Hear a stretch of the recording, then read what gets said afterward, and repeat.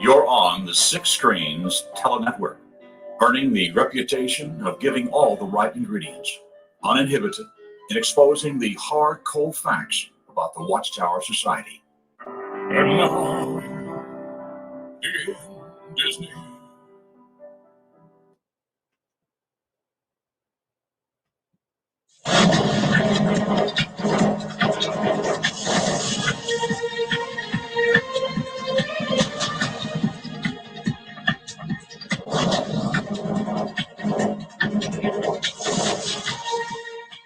Well, another rocking awesome Saturday night up here in New England. My goodness, I'm so glad you're with us. We're going to have a really good time tonight, so don't go anywhere. Stay with us.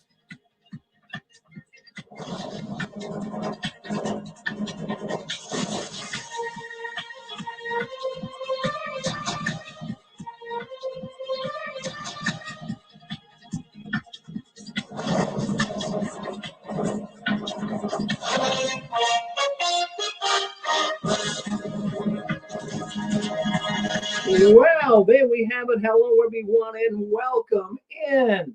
Welcome in to JW World News. Well, we're not giving up now. We have been counting down the last days of the Watchtower for 16 years, and we've never missed a Saturday night.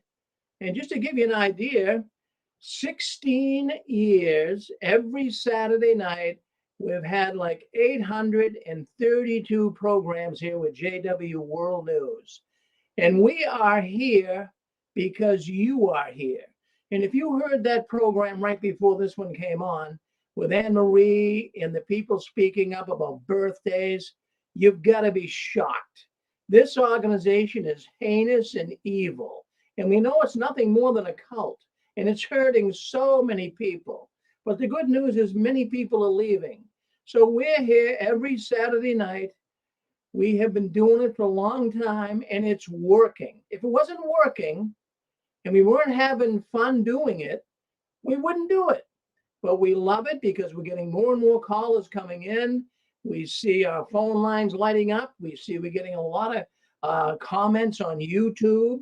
And we want to thank all the people coming in on YouTube, Facebook, and of course our video suite. Now, we do have a number on the screen. If at any time during the program you'd like to call up and share your thoughts on the news, we always love that. That's what really gives me the gusto to keep going, from you guys calling in. So the number to call in, get a piece of paper, get a pencil. I'm only going to give it once. The number to call into the program is simply this: 727-731-6701. 727-731-6701. If you're already on our radio network, that's our telephone line, you can just hit *6 when you want to speak up. And then when you're done speaking, hit *6 again, and that will mute you. But we love it when people call in. That's what really makes the program, because I could sit here all night long and I could bloviate and tell you what my thoughts are. But when they hear your thoughts, that's what really makes a difference. Well, anyways, my name's Rick Ferrin, and I'm so glad to tell you we are coming to you from the apostate capital of the world. Well, that's right up here in Boston, Massachusetts, also known as the hub of the universe. Friends, I have to tell you that don't you worry. And I know I say this to you every week, but you might be in the Midwest, you might be down south, you might be over in Europe, maybe in Australia. Wherever you are, you might be saying, geez, Rick, I'm jealous. You've got all the apostates you want up there in Boston, but what about me? Well, don't you worry one bit. You just give it some time, and there's going to be an awful lot of apostates you're going to be able to have fun with and go out to dinner with and gather and have parties together. So you look forward to that, because that's all coming. And another thing, let me tell you this. I'm going to say it very softly because a lot of people don't believe me, but I'm going to say it very, very softly. There's going to be a lot of your relatives and friends that have not spoken to you for years that are going to be mustering up the courage and are going to be getting in touch with you. Now, this is happening to me. I can't go into names. I can't go into who they are. But I have a lot of relatives in the organization. And within the last year, I have them contacting me more than one. Okay. So what's that tell you? Nobody was speaking to me for years. Now, all of a sudden, some of my relatives and friends are beginning to contact me and talk with me. I think that's amazing. I really, really do.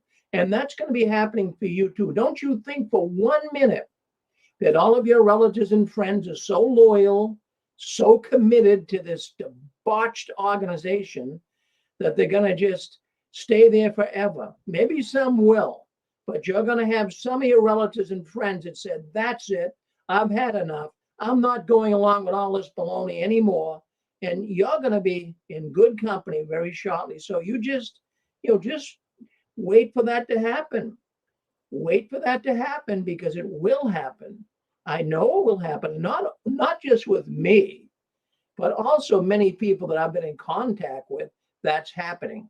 The relatives and friends that haven't spoken to them for years.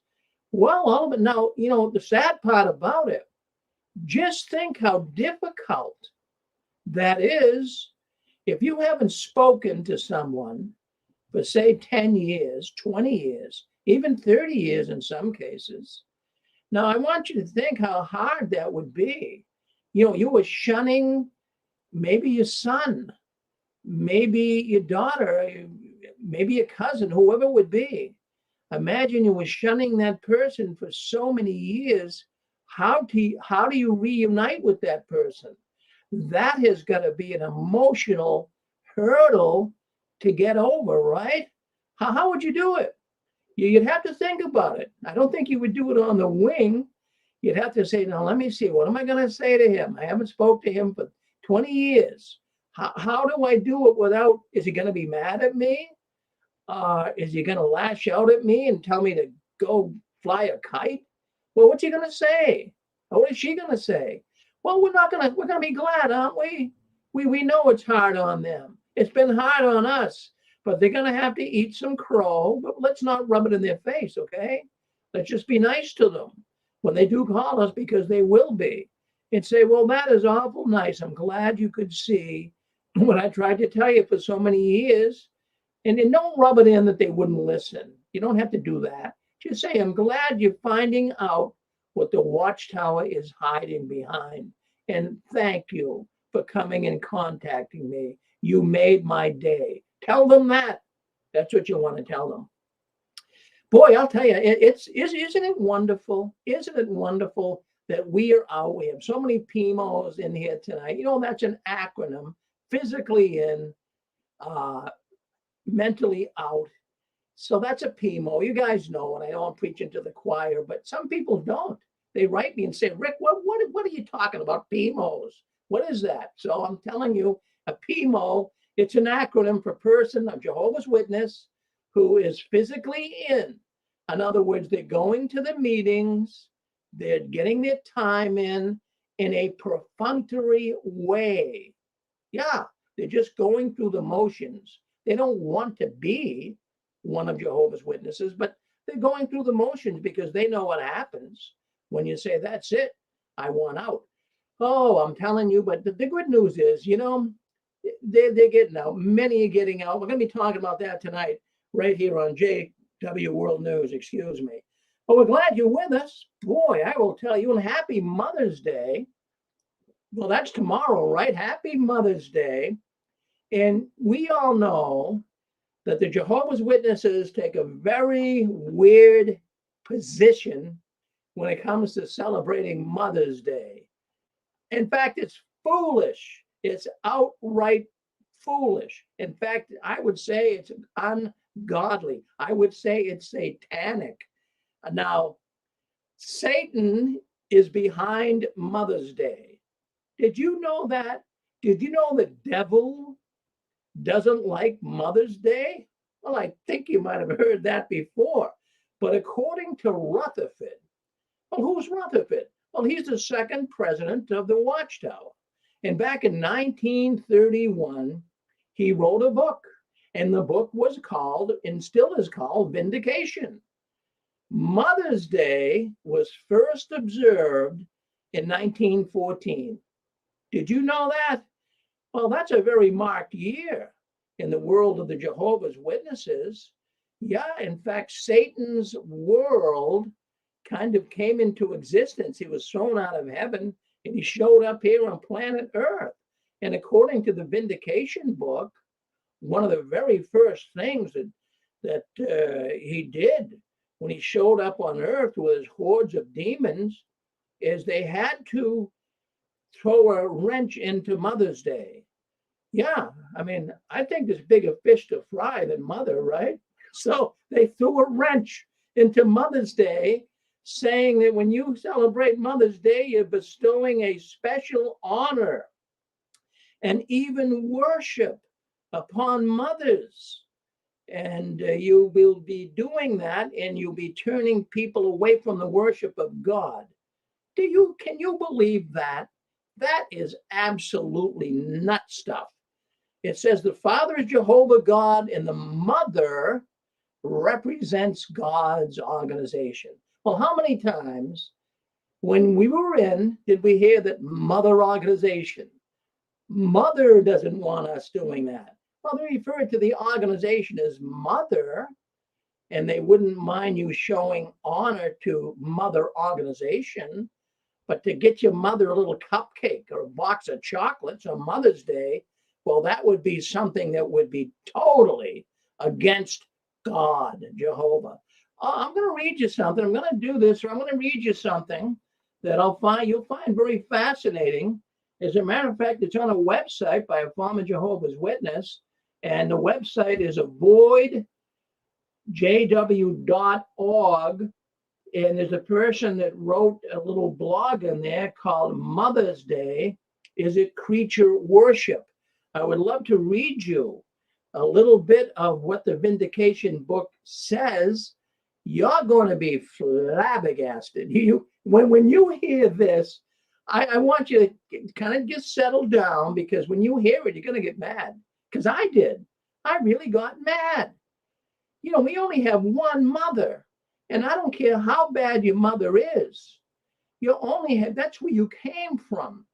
And I don't care if your mother is a vile criminal.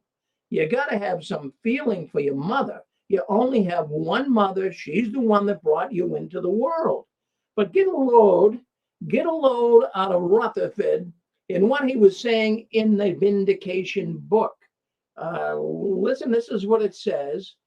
Let it always be kept in mind that the policy of Satan is to turn the people away from the Creator, and to accomplish his purpose, he uses diverse and numerous schemes, many of which are on the face of them seem to be entirely right and proper.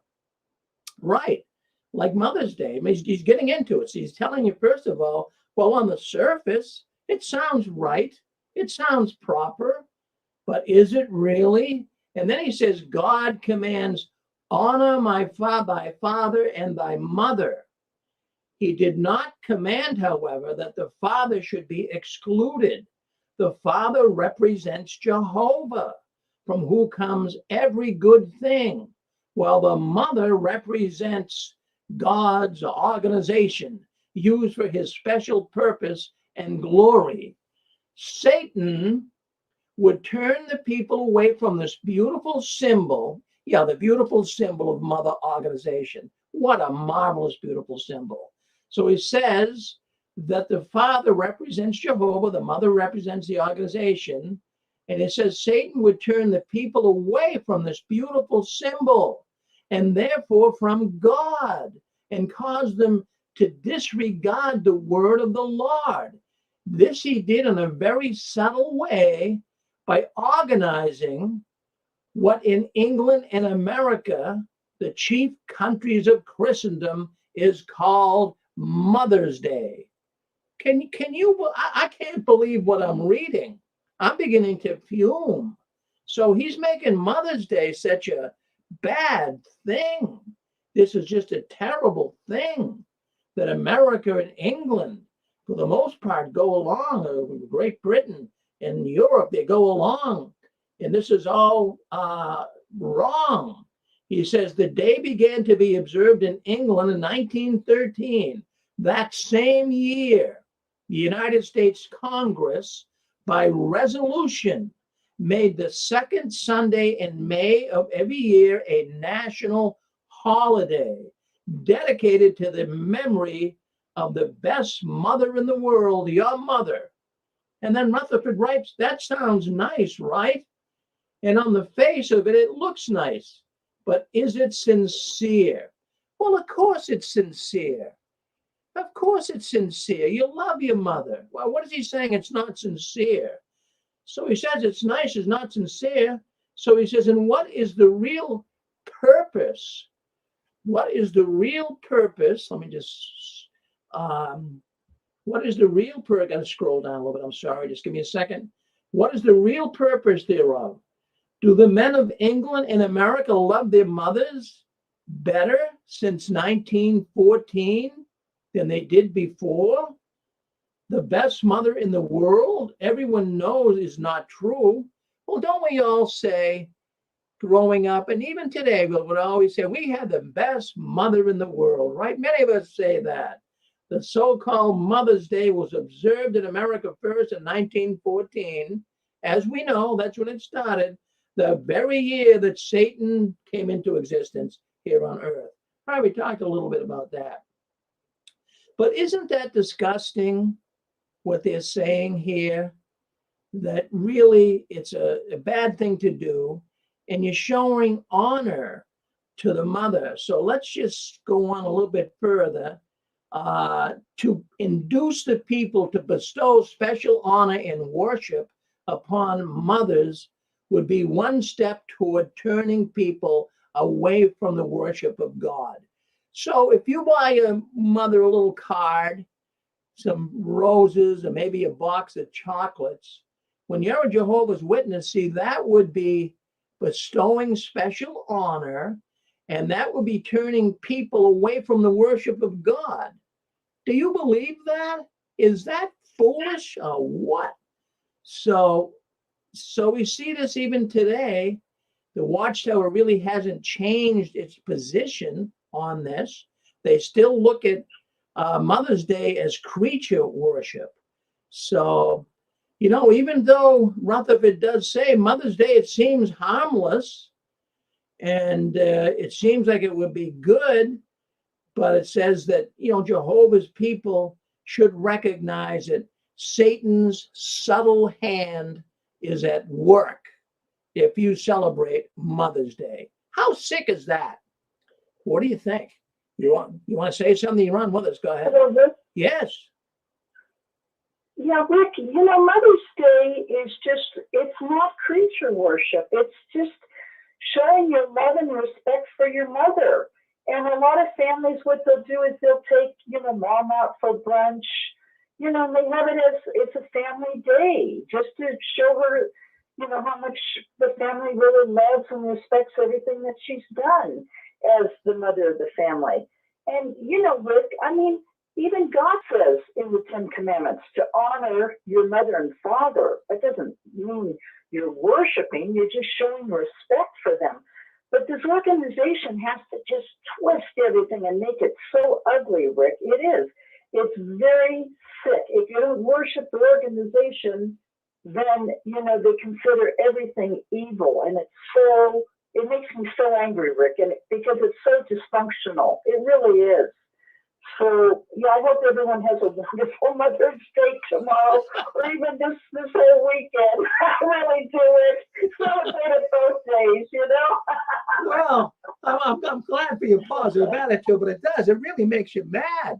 I'll tell you, when I was going over this information, I was getting heated. How can you take something so loving, something so cherished, really, and, you like to try to show your mother that you appreciate her. You like to take her out to dinner, but don't ever think that would happen in the witness world. No way. But a lot of witnesses would take their mother out the week ahead of time or the week after. What's that all about? It's Mother's Day. say hello to your mothers on Mother's Day. I'll tell you what, I mean, it really can make you sick. But I'll tell you what, see, what I'm thinking here is the governing body, well, they are actually reserving creature worship only for themselves. That they don't want you to worship anybody but them. In essence, what you're doing, I mean, every day is governing body day, right? And basically you're worshiping them. So this idea of, creature worship is foolish. And stop and think about it. Would God, the God of the universe, the one that put us here in the first place, would he care about us giving our mothers some flowers on Mother's Day or taking your mother out to lunch one day a year? Do you really think that God would give two hoots of beans about that? If anything, he would say, that's nice that this man or this lady is showing their mother consideration. God would like it, but everything God likes, the Watchtower hates, right? And you know what we were all told when we were Jehovah's Witnesses? Well, we were told that, well, I don't have to, if someone came up to, like, and said to you, your wife, did you have a good Mother's Day? Well, the average response from a Jehovah's Witness woman would be, well, every day really is Mother's Day. And, my children, they take care of me every day and they show me kindness. That's a cop-out. Come on. We used to do the same thing with Christmas, right? What you get for Christmas, Rick? Well, we don't celebrate Christmas, but we're not in any way not privileged. We get, our friends give us gifts and presents all year long. We would make up some silly story like that. So that's what we would do to kind of step out of the arena so that people wouldn't club us, because they'd say, that is sick. It really, really is. Now, some of the recent articles dealing with Mother's Day also covers, but this one here, I mean, this goes back to 1931 in the Vindication book. But if you want to really get a little more information, there are more recent articles that also cover it, but they still talk about it as being creature worship. But some of the more recent articles, they point out that, various ancient religious tradition has to do with venerating or worshiping the mother. And they kind of bring that into the Mother's Day explanation that Watchtower likes to use on you. I mean, we know mother worship. In fact, in Catholicism, they worship Mary. So they'll pull that game on you too. But are you worshiping your mother when you buy a little card at Walgreens for her? No way. And that's what, it irks me. Our previous program, it almost brought tears to my eyes. It really did. Anne Marie, she's a host here on the Sixth Screen. She has her own program. It's called Touch by the Tentacles of the Watchtower. And she was talking how when she was in school, that, the week before Mother's Day, they would all bring in an empty, Kleenex box. And they would put macaroni, they would paint it different silver or gold and make little designs for the box for their mother, for a beautiful little tissue box to make it really nice for the mother. And you would take so much pride in doing that. And you put your little talent to work and you'd all make the boxes together. But little Anne Marie, when she was a witness, she couldn't bring it home. She had to put it in the trash because her mother wouldn't accept it because of Mother's Day. Isn't that sad? Isn't that sad? But that's how mad it makes me when I hear stories like that. That can create trauma in a person's life. Really, they could grow up with issues that could never be resolved when you deal with little children like that. So anyways, mother worship, come on, Watchtower, get real. The only reason why you don't, and I'm going to tell you something, I'm going to go on the record to tell you, we know they don't celebrate birthdays. They don't celebrate Mother's Day, Father's Day, any of those holidays, Christmas, any of this, because it takes attention away from them. That is exactly what goes on. It's taking attention away from them. So that's what's very, very disappointing. So I just thought I'd bring that up tonight and let you guys all know how I feel about it. But the best thing of all is you're out. I hope you are. Or maybe you're listening in. Maybe you're a PMO, and maybe you're just listening in. I'm not sure. But at least if you are out, I hope that you can celebrate Mother's Day tomorrow. And if your mother's still in, go with another mother, maybe another mother you know, and let her know that you appreciate that she brought children into the world. So give that a try tomorrow. Well, anyways, I also want to talk here tonight about other issues. And if anyone has anything to say before we move to the next story, do you have something you want to say about Mother's Day? What about you? Yeah, go ahead. Yes. Go ahead. Rick. Yes. Okay. I thought someone else was trying to get on. Just a quick story. Back in the early 70s, when I was a Jehovah's Witness, I approached my mother and I told her that I can't celebrate Mother's Day, and I gave her the JW explanation, and she said, "I understand, dear. That is your religion." So I thought, wow, I got off the hook real easy. What happened is 2 days later, my aunt called me up, who never meddles in family business or our family's business. And she said, "Your mother's been crying for 2 days because of your position, and it's ludicrous." You hurt people. The Jehovah's Witnesses, Jehovah's governing body, they hurt people. Thanks, Rick. Yes, they do hurt people, Dick. There's no question about it. And it can be long-lasting hurt too. Okay, Ron with us, who would like to say something else? Go ahead. Yeah, Mr. Farron. Go ahead. We got another caller, please. Okay, we got a lady first. I'm gonna go to Ken. Go ahead, Miss. Oh, I'm sorry. Thank you.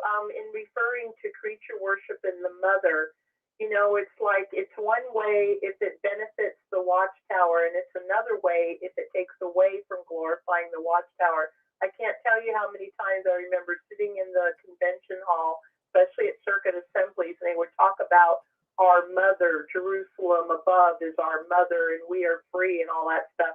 And they would say that if we didn't respect our mother, just like God expects us to honor and respect our literal mother, that we were disrespecting Jehovah's arrangement. And they were saying, just like with our literal mother, our mother puts you in a high chair when you're little, and we don't just, question because we trust our mother.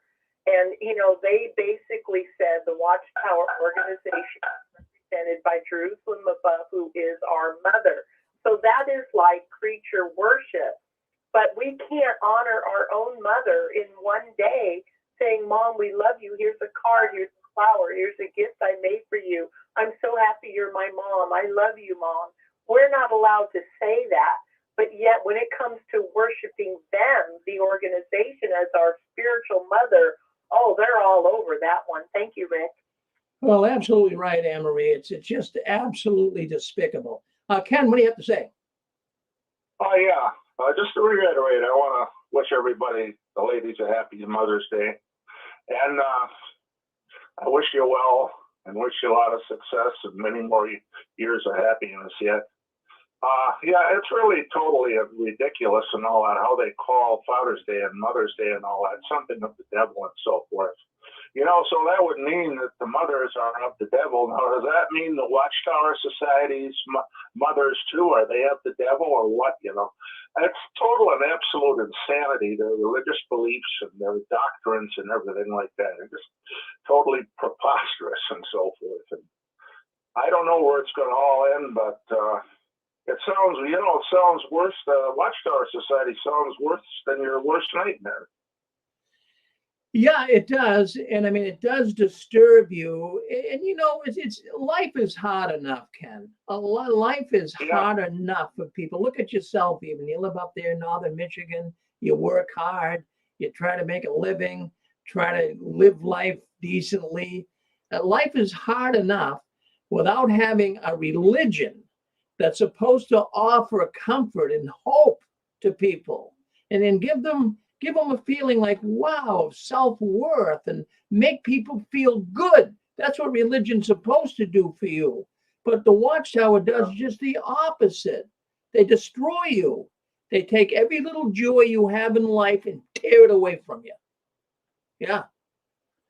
Thank you. Yeah, they're just horrible and all that. Yeah, you're right. It's life is hard enough as it is without this cult coming in here and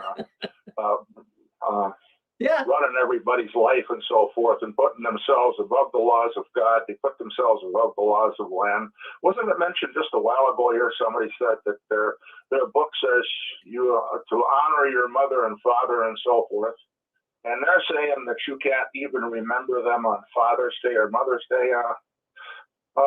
What's going on over here? You know, I think somebody's contradicting themselves and they don't know what they're talking about. Well, that's exactly right. Exactly right. I mean, there's a lot of things that go on like that behind the curtains, Ken. Well, thank you. Thank you for coming in. Okay, we'll keep with it. Well said, brother. Well said, brother. Life is tough enough without some cult telling you what to do and not to celebrate a holiday that honors your mother or your father. Yeah. Well, Okay, Jeff. thank you, sir. Well, We'll thank keep you. listening. Thank you, Ken. Thank you. We really do. We really do appreciate everyone calling in here and giving us their thoughts on all of this, because I want to tell you something right now. As the older ones getting older, including myself, including many listening into this program, the average age of the people listening into our programs, by the way, is 55 years old. So we have some younger ones, we have some older ones too. But here's the situation. The older ones like myself were getting older. And I'm glad I got out when I did so I could pursue some other interests. But poor, the older people that have got out and never got an education and never really went on to pursue a career or what have you, life has been very, very difficult for them. Very difficult. Thanks to this organization.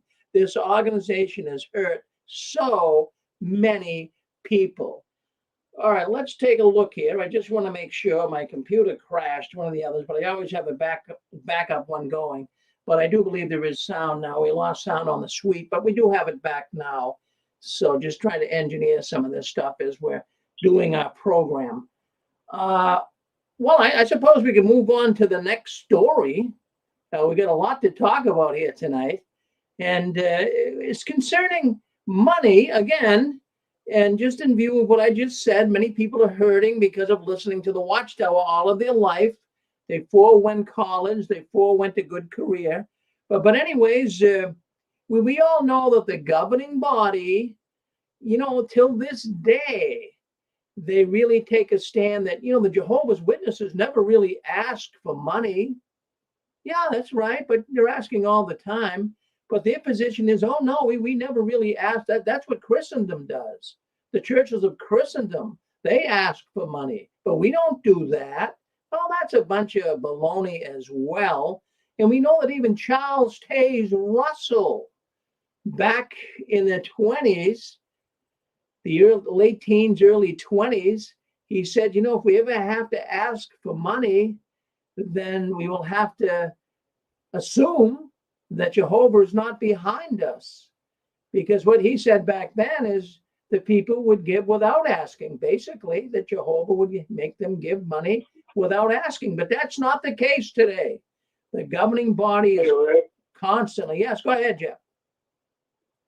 Yes, sir. I was talking to an elder a while back about the memorial coming there, and he goes, well, we don't pass the plate. The whole thing is since I left Watchtower, I went to a lot of different churches, and me and Dan Clark were talking about it. And, they when they pass that plate or that basket in a regular church, they don't get much money there. Where these religious organizations, I've probably said this many times before on this show, where they get their money is when somebody dies, they give them a house, they give them their bank account, or the Jehovah Witness is not a church, but there was a church I know of that a woman, her husband died, and she had 2 farms, and she gave them 1 farm. That's where they get their money when people pass away, and Watchtower knows that passing a plate around is not going to give them much money. You know, you'd see that plate go by and there'd be a few dollars on there from each person. You know, there's not much to gain there. It's where they're getting their money is through when somebody dies. Again, somebody dies and private donations, and then they get money from the government, as we well know. I didn't know that until I started watching or listening to the show. So that's my comment. Well, it's a good comment. Now, don't you be a stranger, Jeff. Very, very good comment. Okay, so let's talk about this for a second. So the governing body, till this day, they still think in their own mind, oh, no, we never badger. We never push the people for funds. That's baloney. I did come across a YouTube video that I want to play a portion of, and it's a fantastic little video. And let me see if we can't get that up, and we'll play it and see if I can at least name the person who did it. I believe I have that up as well. So let's do this. If you're on the Six Screens video suite, you'll hear it. On the radio line, you'll hear it. If you're on Facebook and YouTube, you'll see it. But listen, these are governing body members. First of all, we have Stephen Lett. Now, keep in mind now, these are the same men that are telling you they never ask for money. Now listen to what they're doing. We're going to share this. So let me get this up right now and get it on. We should have that up so you can see it on YouTube. Let me just make it bigger here. And I want you to get an idea. Now, this was Golden Lion, posted by Golden Lion. He made the YouTube and he did a really good job. So let's listen in to this tape. I know you're going to find it fascinating. Let me just make it nice and big here so you can see it. Let me unmute it and let me get it nice and big so you can see it real good. This is Stephen Lett, governing body member, asking for money. Let's listen in. We wanted to make you aware of the financial needs in the world field. And we're confident that with this knowledge, your appreciative hearts will move you to do what you can to support the work at hand. Yes, we can honor Jehovah with our valuable things, including the financial support of true worship. We are not in any way desirous of creating a hardship on anyone. However, we felt that if you knew the circumstances accurately, you would apply Proverbs 3:27 to the situation. There, we are encouraged not to withhold what is good. But then the scripture asks, if it is within our power to help. And I might mention that this is true even of publishers in less affluent countries. It is encouraging to note that even in lands with limited resources, the very poor contribute to the cost of their kingdom hall and its maintenance. We're all Jehovah's United people, even if we do not have much materially. If our heart is willing, there is usually something we can do, even if it is merely offering 2 small coins of very little value, as the poor widow did. I would like to talk about generosity. It's such a beautiful quality. Now, you did that. That was Stephen Lett you just heard from. And of course, he's telling you that, you know, they always use the example of the widow and the 2 small coins. That's exactly what the Watchtower does and exactly what the charlatans in Christendom do. They always use the little widow who scraped up a couple of coins, all the money that she had, and yet the religion was glad to take it. In this case, the Watchtower. So that was Lett. He's explaining how, you know, you got to have a giving heart and all of this. You heard him. Now we have Samuel Hurd. Now, these are the same people that are telling you all the time that they don't really ask for money. But, I mean, we got them on tape here asking. So what's up with that? Listen to Hurd. Listen to Hurd. The Nest of Vipers, they never used the word money. They said finances and help. Well, that's a good point. Vipers. Well, that's a good point too, Pixie. That's a good point too. So let's listen into Herd. He's a governing body member. Oh, I'll tell you, this guy, I'll tell you, it looks like he just escaped from a nursing home. I have no idea what this guy's doing on the governing body. These guys are getting too old to function. But here's Herd. Let's listen to what he has to say. Listen in. We all like it when someone is generous to us. But what about the other way around? Ask yourself, would others in my family or my congregation view me as being a generous person? Or might they view me as stingy or possibly oblivious to the needs of others? Ephesians 5:1 urges us to become imitators of God. Jehovah is very generous indeed. Think of the ransom of his son. Jehovah generously brought back our future hope of everlasting life. Can we imitate his generosity? Do those in my family or my congregation view me as being a generous person? What are some ways that I can show generosity? Due to the economy in the past few years, many of our brothers were out of work for a period of time. The governing body is aware that many of you generously provided food and even money so that their families could get by. We commend you for your generosity. In fact, that is exactly what Jehovah wanted you to do. At Deuteronomy chapter 15, verse 10, it says, you should generously give to him, and you should not give to him grudgingly. For this is why Jehovah, your God, will bless your every deed and undertaking. Did you notice we are to give, but to do so with the right attitude? It said not grudgingly. And when we show such generosity, Jehovah will indeed bless our every deed and undertaking. Maybe you have experienced that. When we give to others, often we find we're blessed with more than we gave away in the first place. Proverbs 11:24 makes that very point. It says, one gives generously and ends up with more. Jesus himself said, practice giving and people will give to you. In addition to providing materially to those in need, how else can we demonstrate this spirit of giving? In our May program, Brother Ladd explained the goal of the governing body to accelerate the building of places of worship and other theocratic facilities.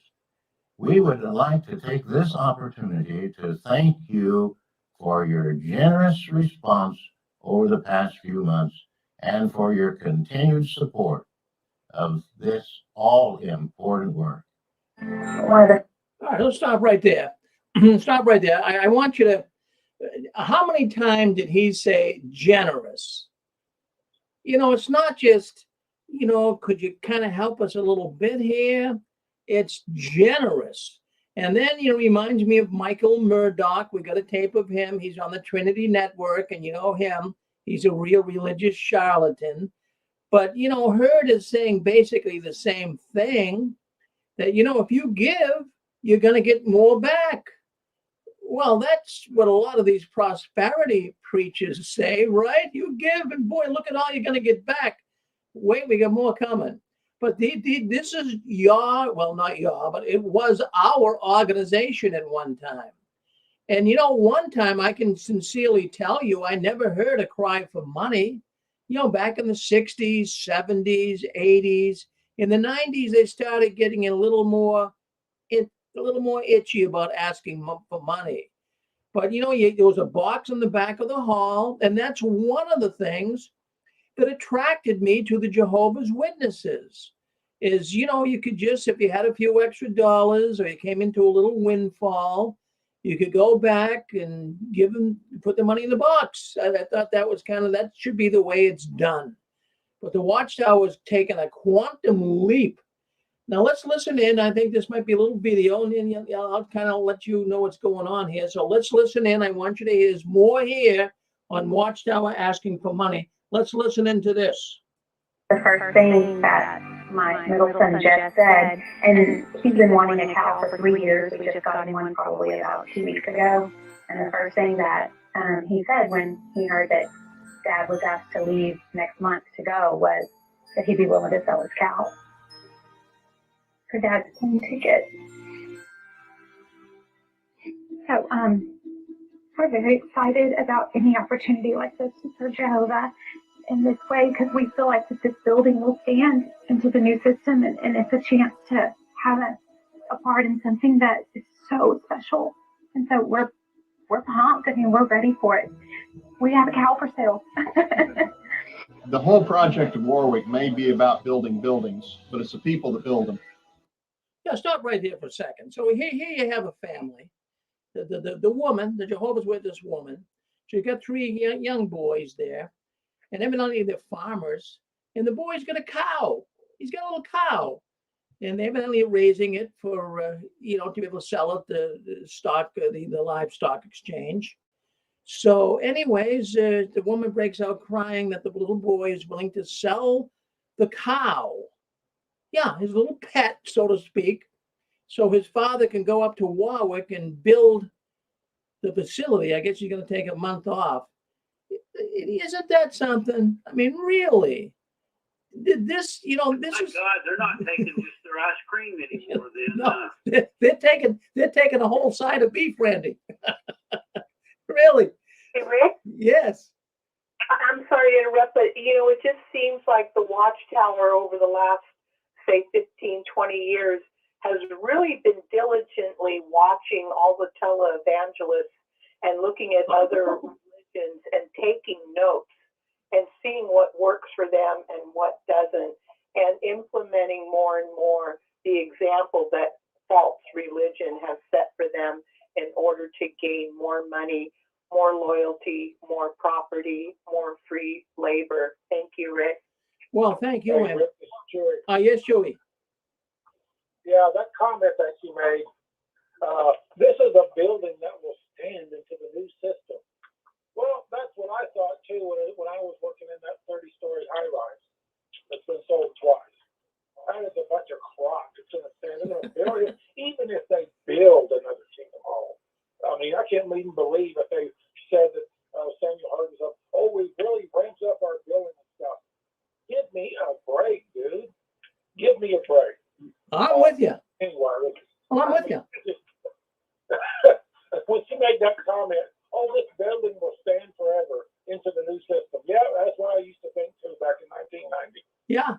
And all those buildings you built back then, they're Chewy, they're all probably being sold off. Yeah, they're gone. All sold off. Yeah. They're gone. Some of them, yeah, they said the Boston.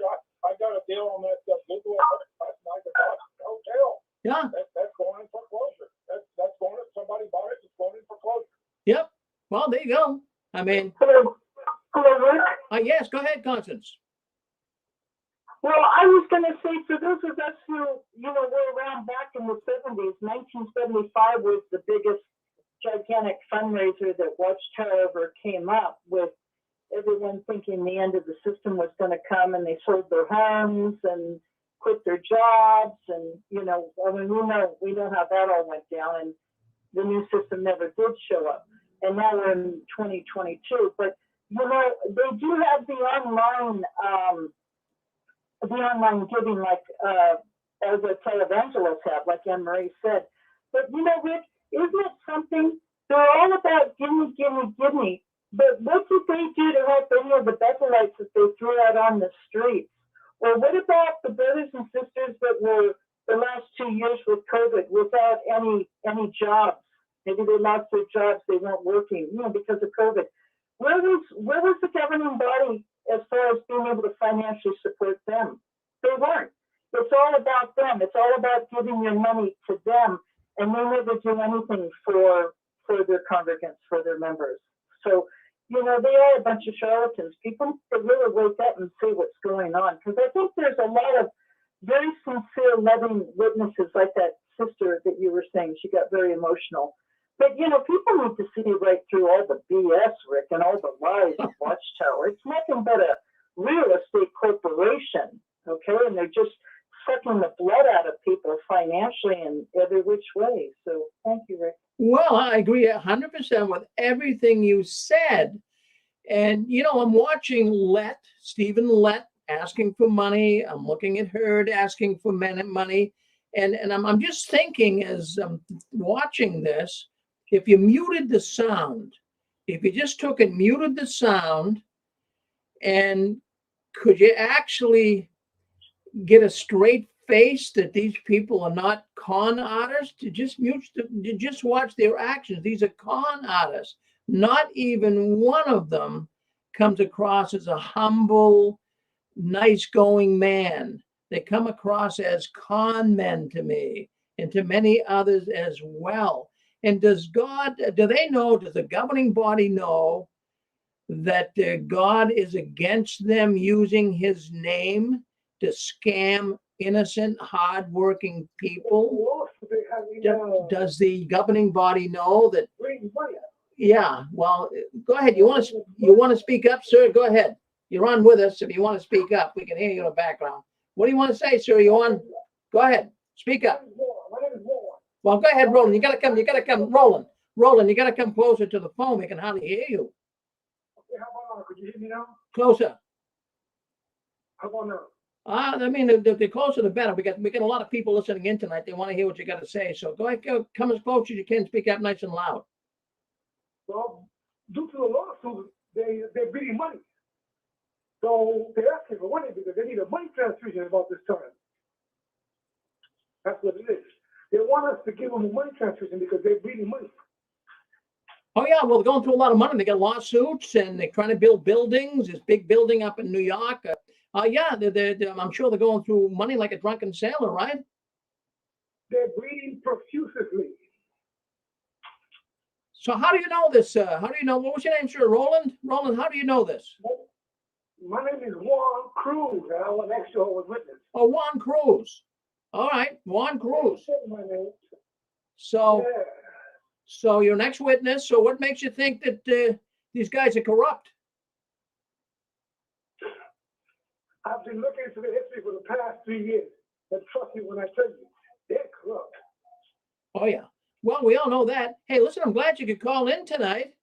Don't you be a stranger now. We're glad to hear it. I think this is the first time you ever called in, right? Yeah, but I've been listening to your show for a while. Well, thank you. Thank you, Juan. And you got to expose these people because they are dangerous to society. They really are. Oh, yeah. Well, they are. Can I call in? They pose a threat to the family and society. They do. They just do.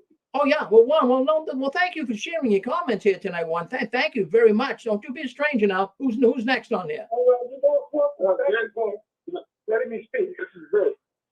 Yeah, Dick. Dick, is it? Vish. All right, go ahead, Vish. You're on. All right, this is the first time I've called in. All right, Vish. Go ahead. So I got a question for you, Rick. My family was a Jehovah's Witness for years and years, and missionaries in South America. And it came to my attention a couple years ago that 3 girls that I know got fondled or sexually touched while out in field service.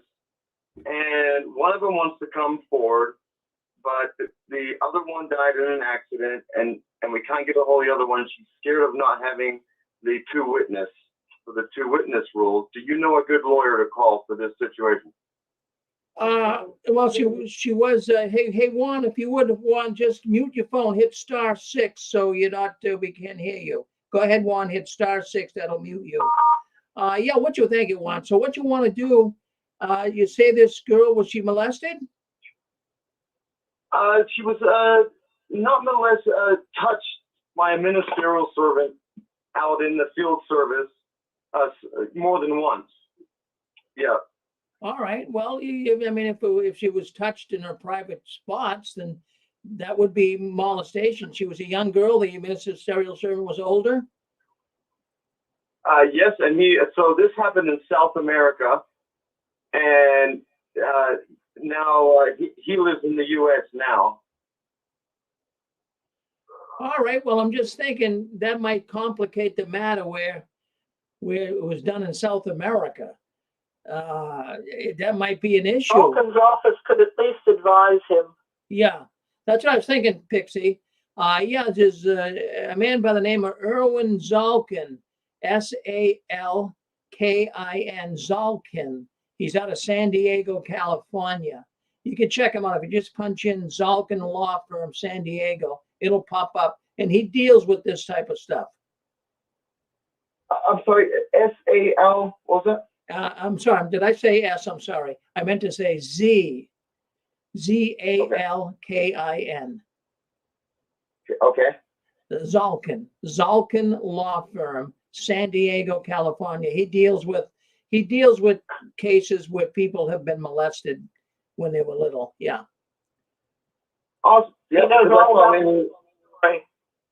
I realized maybe we're running out of time here because of all the Lord is saying, yeah. So I'll look that up. I appreciate that. Well, no, and we want to thank you for coming. What was your name again? Vish. Oh, Vish. Okay, Vish. Well, thank you, Vish, for coming in and asking some thoughts. I wish I could give you more information. That's the only one I would know who to go to. Yes. Thank you. Thank you for coming in. All right. Very good. Thank you. Yep.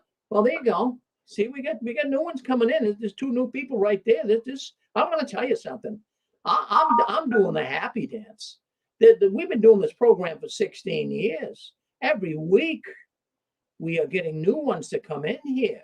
This is amazing to me. So we really want to thank those people for coming in.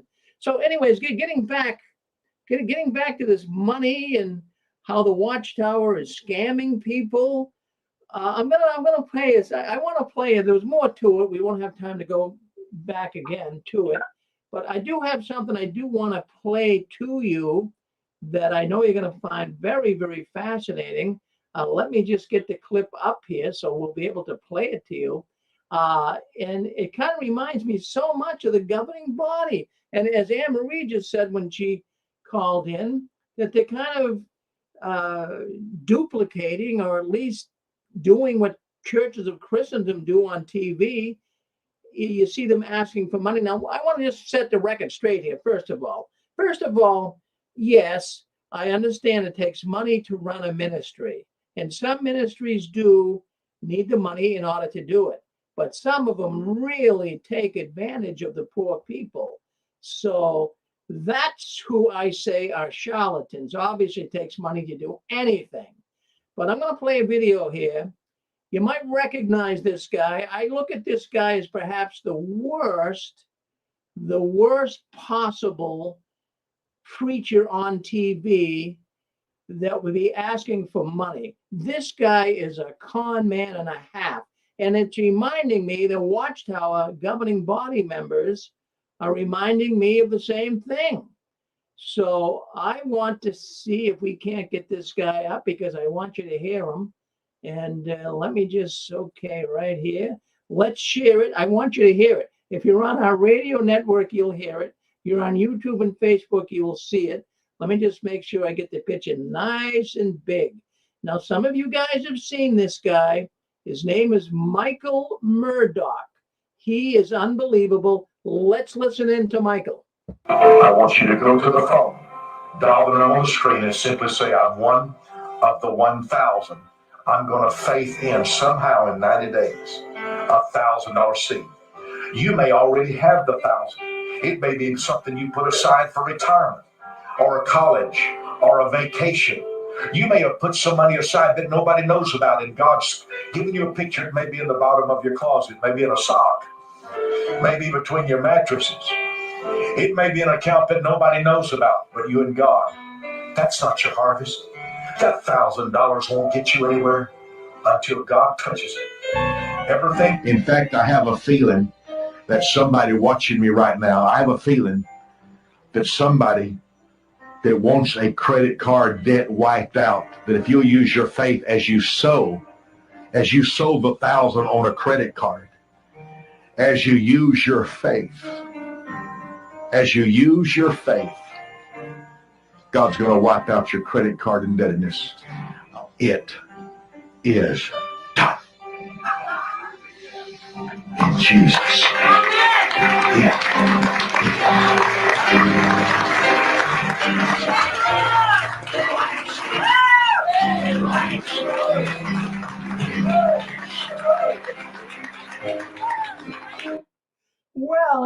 exactly. You that are watching by the Well, internet, we let's- urge you to be we'll a start part sharing that. of All Day And Today. we'll shut Michael off here, but there he is. Well, what do you think of that? I mean, is that something else? He's one slick devil. I'll give him that. Yeah, Hey, Rick, yeah.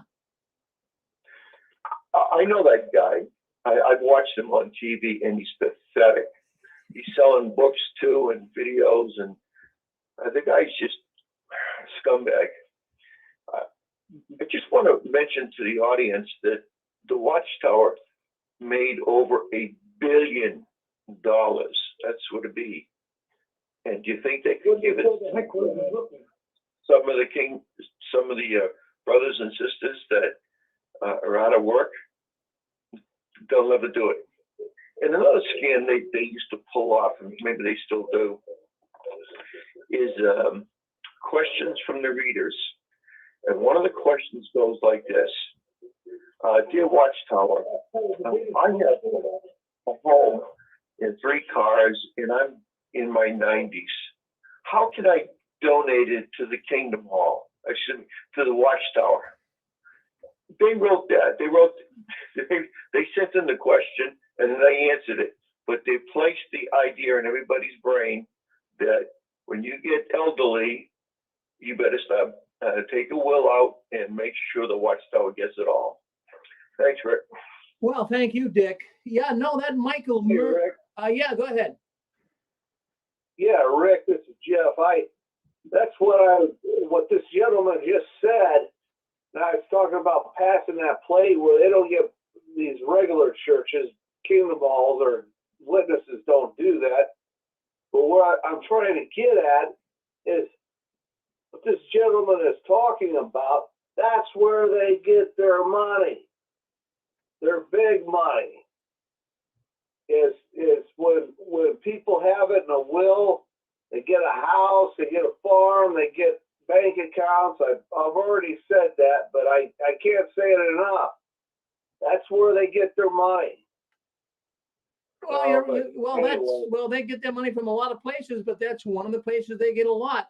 But you know, this guy Murdoch, the guy we just played that clip, hell has a special place for this man. Really, he's asking people. He's asking poor people to send them $1,000, even if you got to use your credit card. Go ahead, get in debt for $1,000. You send us the money, and you'll get more. In essence, that's just what Hurd was saying.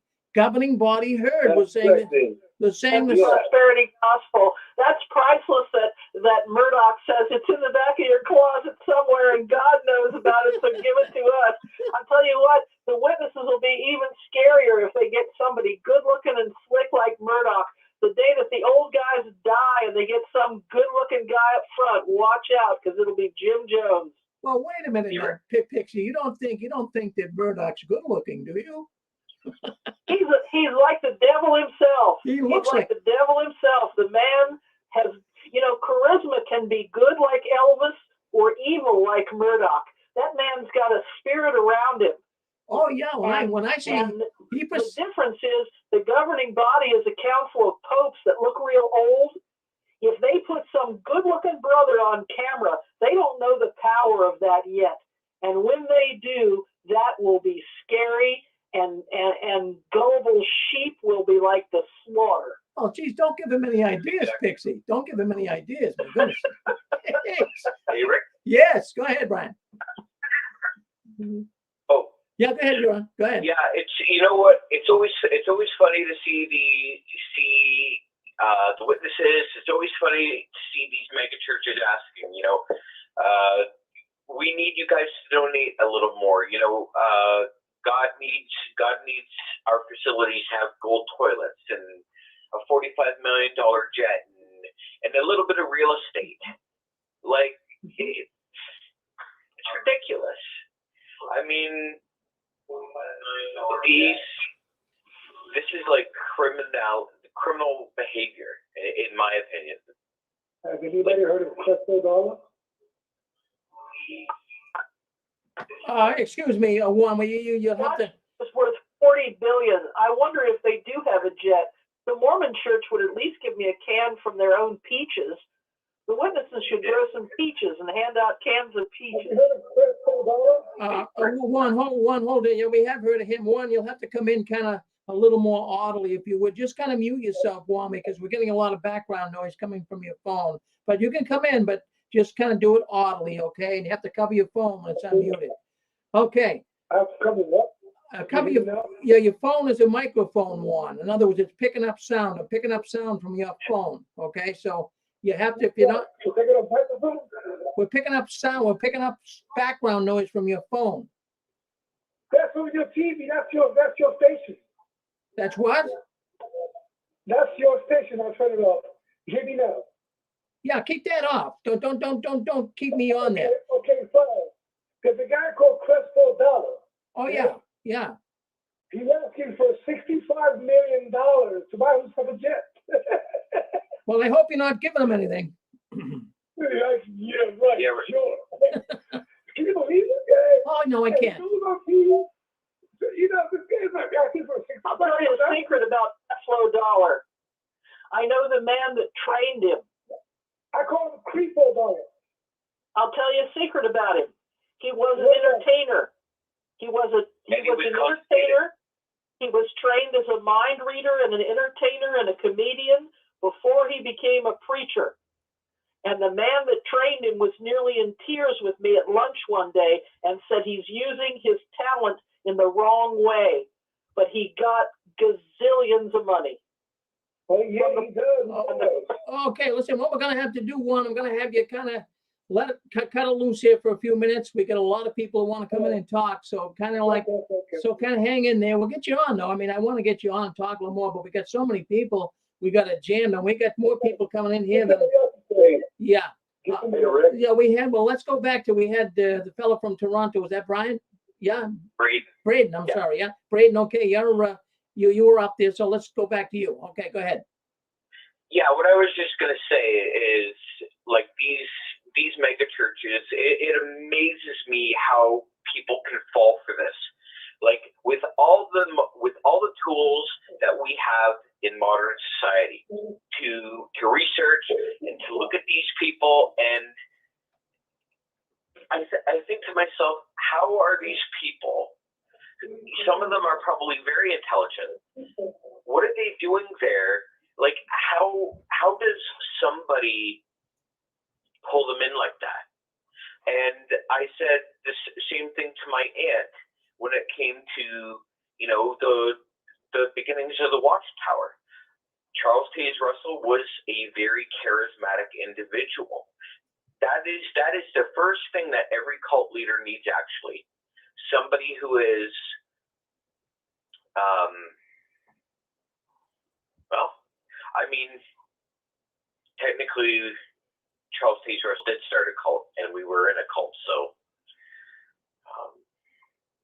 anyways, yeah, I don't have much more to say other than that. All right, well, that's good. Well, we always like to have you come in and give you a 2 cents worth, but thank you, Braden, and thank you. Hey, Rick. Yes. Yeah, I don't know if people heard the story about, you probably heard of Joel Epstein. He's a televangelist. Joel Epstein. I haven't heard of him. You don't mean, well, yeah, he's real, you know, he's real clean-cut guy, and a lot of people like him. He's a televangelist. But anyway, in one of his mansions, they had a guy, he had a plumber come in, and the guy had to tear out a wall in a bathroom. He found stacks of money. So, I mean, just Google it, folks. Yeah, I don't think his name is Epstein, though. What, I forget his name now. It's Joel Osteen. Osteen, right. Yep. Yeah. I mean, the guy is so rich. I had the name a little wrong, but I mean, but Watchtower is there right now. That's where they're at, you know, and especially this media center, they're going to ask for money like incredible, man. So. Well, yeah, well, they remind me of a pimp. All of these people that they're pimping for money, and it's super, It's super creepy. Well, Yeah. I ain't gonna say nothing dirty or nothing. I wouldn't do that on your program. But with us all going out in service and all the, the governing body, they're the pimps and we're the bitches. I mean, I hate to say it that way, but it's true. I mean, trying to get more people to get more money in an organization. So. Well, it's a different organization, Jeff, than when we were all in it. That's for sure. They are going in a million different directions. But it's just, this idea of them not asking for money is baloney. They ask for money all the time. And as the system even moves on, there's more money they're asking for all the time. Okay, who else wants to speak up? Let's go with Randy. Go ahead, Randy. Yeah, I just wanted to say, that's aggravating enough how they ask for the money and everything. And well, that's one big difference between them and you. You always say, "Don't send me money." They're always saying, "Send me money." But here's what also frustrates me so much is how they're so abusive to their volunteers. Those young men and women that's up there volunteering, how they don't care for their health.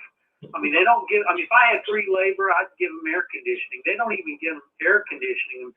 They make them work with dangerous materials. They make, having some of them I know had raw sewage go all over, spray all over, and they're working on those apartments that they subleased out to other people that were not Jehovah's Witnesses.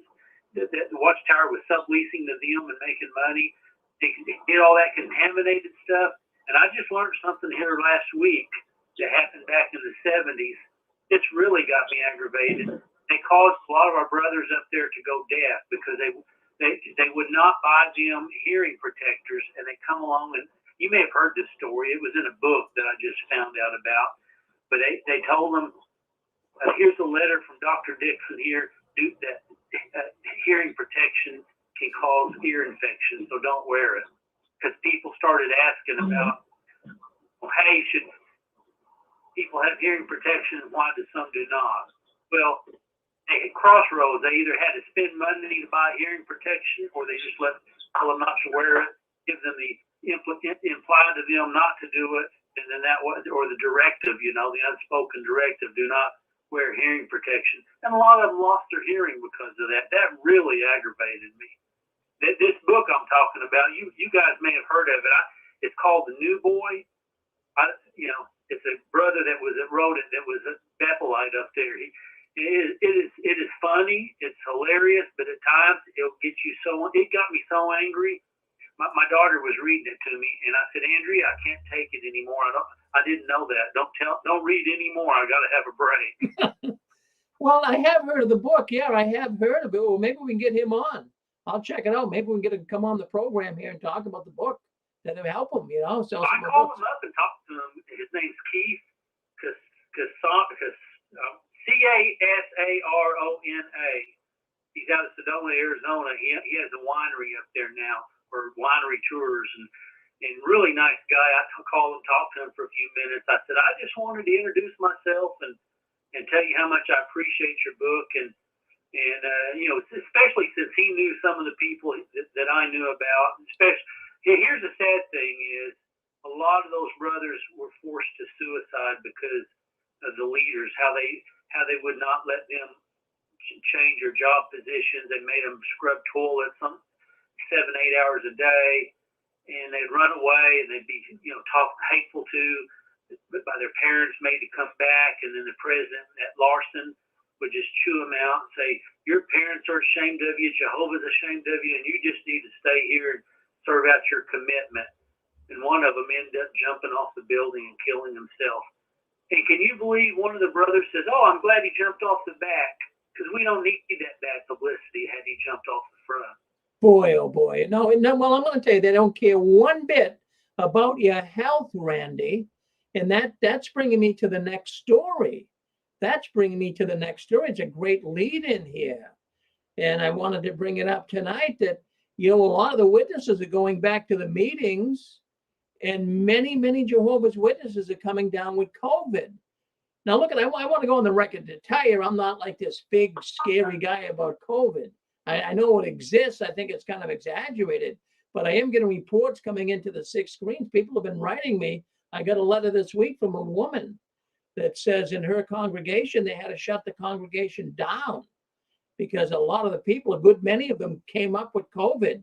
Now we're learning so many other people are starting to also share this online. And the elders are deliberately keeping COVID cases a secret. They're not talking about it. And they're not making people aware of it. The reason is because they know that they'll scare people so much they won't have them come to the meeting. But already some congregations have actually shut down. And elders in the congregation, they don't know what to do. People are asking, well, shouldn't we shut the Kingdom Hall down? And they're saying, well, we're waiting for directives from the Watchtower. But I have to tell you, it seems that they could be in trouble over this. Really, I mean, there's businesses. Yeah, you might want to keep your hand over the phone. If it is open, it's a microphone. We're going to hear sneezing. We're going to hear all kinds of things. So bear that in mind. So anyways, I just wanted to bring this up here tonight because in one particular congregation, a person that's been here in touch with me was saying in her congregation, she asked the presiding overseer, well, at the time, he's now called the Kobe, he's the one that's taking the lead in the congregation. So she asked him, what are you going to do? Because there's rumors that a person caught, this being passed around the congregation, a person got COVID. Now, they were here in this Kingdom Hall last week. Should we come to the meeting this week? And he says that they did not get any information from the society on what to do. So they should be alerting everyone. They should be alerting everyone. They were so eager. And we read letters here on JW World News concerning their directives they were sending out when people couldn't go to the Kingdom Halls, obey the government, make sure you stay a distance, wear your mask, all of this. All of a sudden, they made a completely 180-degree turn. Now that everybody else now that everybody's out of the house and going back to the meetings, they don't want to touch COVID with a 10-foot pole. So, they're really deliberately going to put a lot of people, especially older people. Now, we know COVID isn't as dangerous as it was a year and a half ago, but it's still dangerous and people are getting it. And, even one person was given some information to me concerning how they have been staying away from the meetings. This woman is a PMO and her relatives, all of them have been staying away from the meetings for 2.5 years. And without even getting sick, they were home. They didn't go much of a place. But as soon as the Kingdom Halls opened, what do you think happened? They all got sick within a few days when they went to the Kingdom Hall. It's spreading like wildfire, according to some people. So this is what's going on. But the witnesses are not going to talk about it. This would have been all over the news. They would have got fines years ago. But they're not going to say a thing. They want to keep the people coming. So the Watchtower is not, like Randy was just saying, they're not concerned about your health. They could care less about you. But, a lot of people, I'm going to tell you the mentality of the Jehovah's Witnesses, they all have about a 5th grade mentality, as I've always said. They act like a bunch of 11-year-olds. They're not really sure what's going on in the real world. They're living in a parallel world. They're living in an illusionary world. And what they are saying, many of them are saying, even though there's COVID that's been showing up on the congregations, many of the loyal witnesses are saying, well, this is Jehovah's house, and Jehovah will protect us in his house. Now, that is a bunch of craziness. I mean, is Jehovah protecting little young kids from the pedophiles in the congregation, but he's going to protect them against COVID? Come on. Where is the reasoning with these people? They're very robotic. Their minds are not thinking straight. But, all of this stuff that the government... I think you're onto something when you said pimping. I think Watchtower is a bad boyfriend. I think even on a spiritual level, they don't care about us. They tell us nobody will love us if we ever leave them. They abuse us, not only the kids, the real abuse that goes to court, but also spiritual abuse to work people to death. They don't have a wage for their people, and they don't have good working conditions. All of those, and more things too, Pixie. But So spiritual pimping, I think that's a legitimate phrase. Yeah, so I mean, the Jehovah's Witnesses, as though they come out, the organization that is, would come out and tell you that, oh, we're all a big brotherhood and we all love one another. This is the only place in the world you're going to find love. But do they really? I mean, they have so many secrets that they're hiding.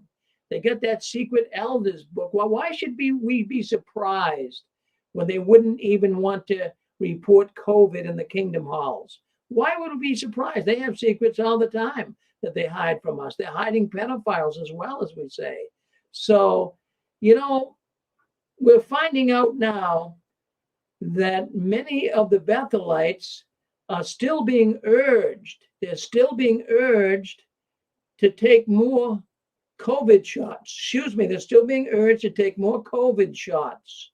The Watchtower now is acting like a salesman for big pharma companies. They're suggesting that some of the Bethelites would get up to 7 shots, 7 COVID shots. Now, who in their right mind, I mean, could you survive 7 COVID shots? Well, that's what they want the Bethelites to do. They want the Bethel family to get enough vaccinations so they'll be sure they're not going to get the virus. But yet at the same time, they got people meeting in the known kingdom halls where there is virus showing up, but they're not telling anybody. So it's quite interesting to see this happening. And I'm going to tell you something. The more shots you take, the more risk you're going to be at. And a lot of the Jehovah's Witnesses, they've already got the shot. And I've got a lot of information I've been reading through this last week about Jehovah's Witnesses that were encouraged to take the shot by the governing body. And they got sick as a dog. Some of them so sick, they for a whole week they were sick. And now they're encouraging to get more booster shots. And many witnesses are saying, no way, we're not going to get any more. So there's friction. There is friction right now. I mean, I said it before, there's now 3 classes. There's 3 classes of Jehovah's Witnesses. We have the great crowd class. We have the anointed class. And now we got the unvaxxed class. It's just like a class. And those that are unvaxxed are getting picked on for not being vaccinated.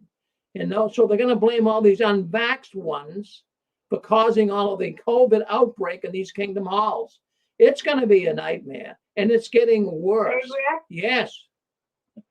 Hey, Rick. Yes, I'm here. Not to change the subject, but I'm calling from Lewiston, Maine, and I was talking to a sister, and I asked an elder, because I was without heat for the wintertime, and that elder told me to go see my brother, which was dying, that I didn't talk to, and they would not help me at all. I was without heat all winter long. Wow. So they don't care for their people. Well, that's a shame. That's a shame, my sister. So well, man, you're a maniac.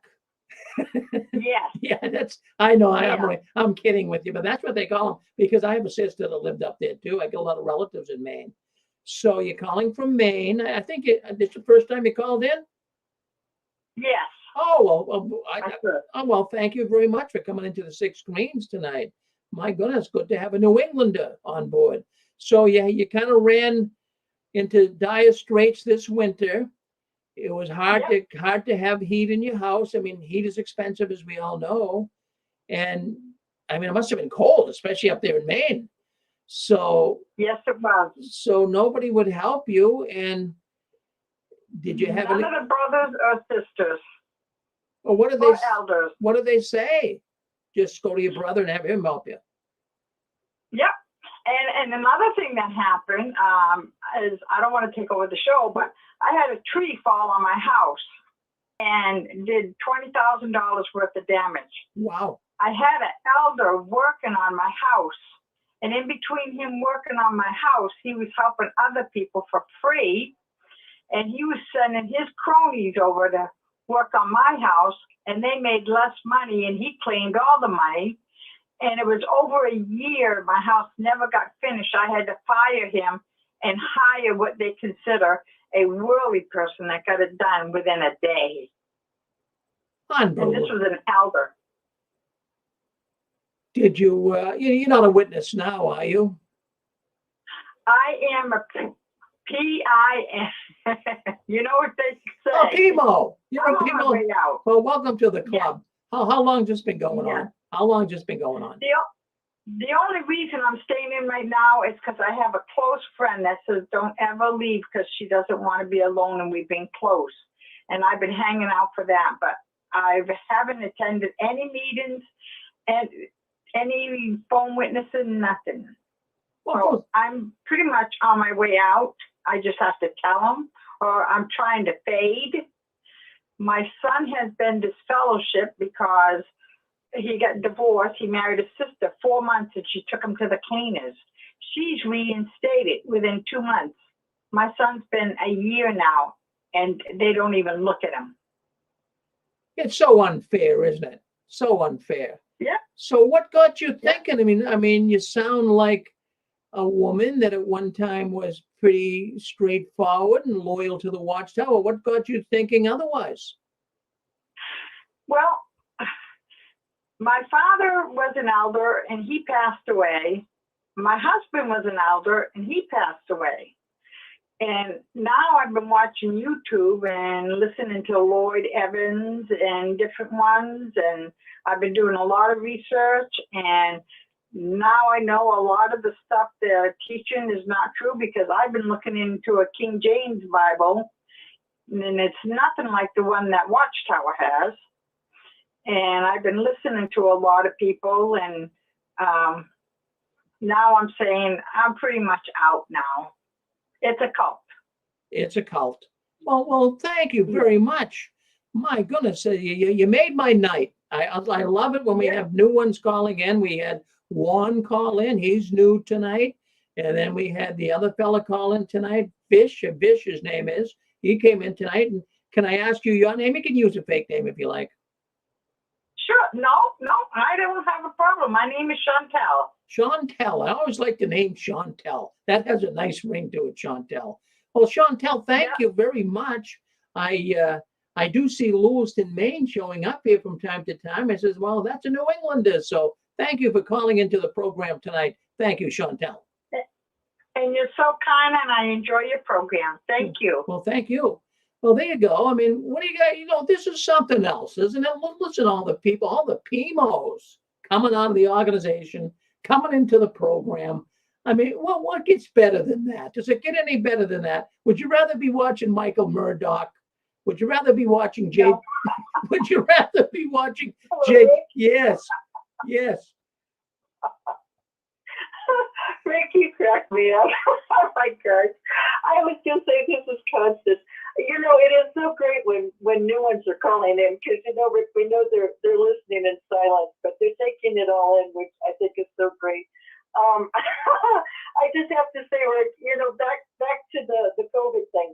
I'm a type of person, I like to have my fingers on the heartbeat of what's going on with COVID, right? So this coming week, Thursday, Friday, and Saturday, I am going to a COVID conference, and there's going to be a lot of physicians there and so forth. And the Dr. Vladimir Zelenko is going to be there. So I know from what I have read so far and what I've heard, there have been like 1.5 million people, includes children as well, who have been injured from the jab. And then there have been 500,000 people, probably more, who've been hospitalized. So after I see Dr. Zelenko, Rick, I'll be more than happy to report back to everybody what he has to say, with regards to COVID. He says it's murder. I mean, he's just come straight out that the shots are murder. That's what he says. And the other thing, Rick, if you don't mind my saying here, with regards to that brother, I have Erwin Zolkin's number here. Is it okay if I share that over the air? Oh, sure. Go ahead. Yeah. Okay, so he's in San Diego, and Erwin Balkan's phone number would be 1-858-259-3011. So 1-858-259-3011. His address is 12555 High Bluff Drive, Suite 301 in San Diego, California, 92130. So thank you, Rick. Well, thank you, Constance. That's good. And that might be able to help Vish with his little dilemma he's faced with. But thank you for sharing that with us. Yeah, it's just totally amazing to me that we have so many people coming in as of late. And I don't want to tell you that every week, but it's happening every week. We're getting all these new people that are coming in. So I think that's a wonderful thing. And we're seeing, I have to tell you, I'm seeing, I've been doing this news here for 16 years, like I say, but I'm seeing so many strange things developing in the Watchtower organization. And just this week, there's an announcement going around. It's been an announcement's been made over in Europe. It's also in Australia. The announcement was made. And also the same announcement was made in Indiana, USA. And you say, well, what was the announcement? And some of you folks also, where you are, you might have heard it as well. But they're wondering if the Watchtower is running out of money or they're running out of paper. Because now what's happening is the witnesses are being told that the magazines are going to be delayed.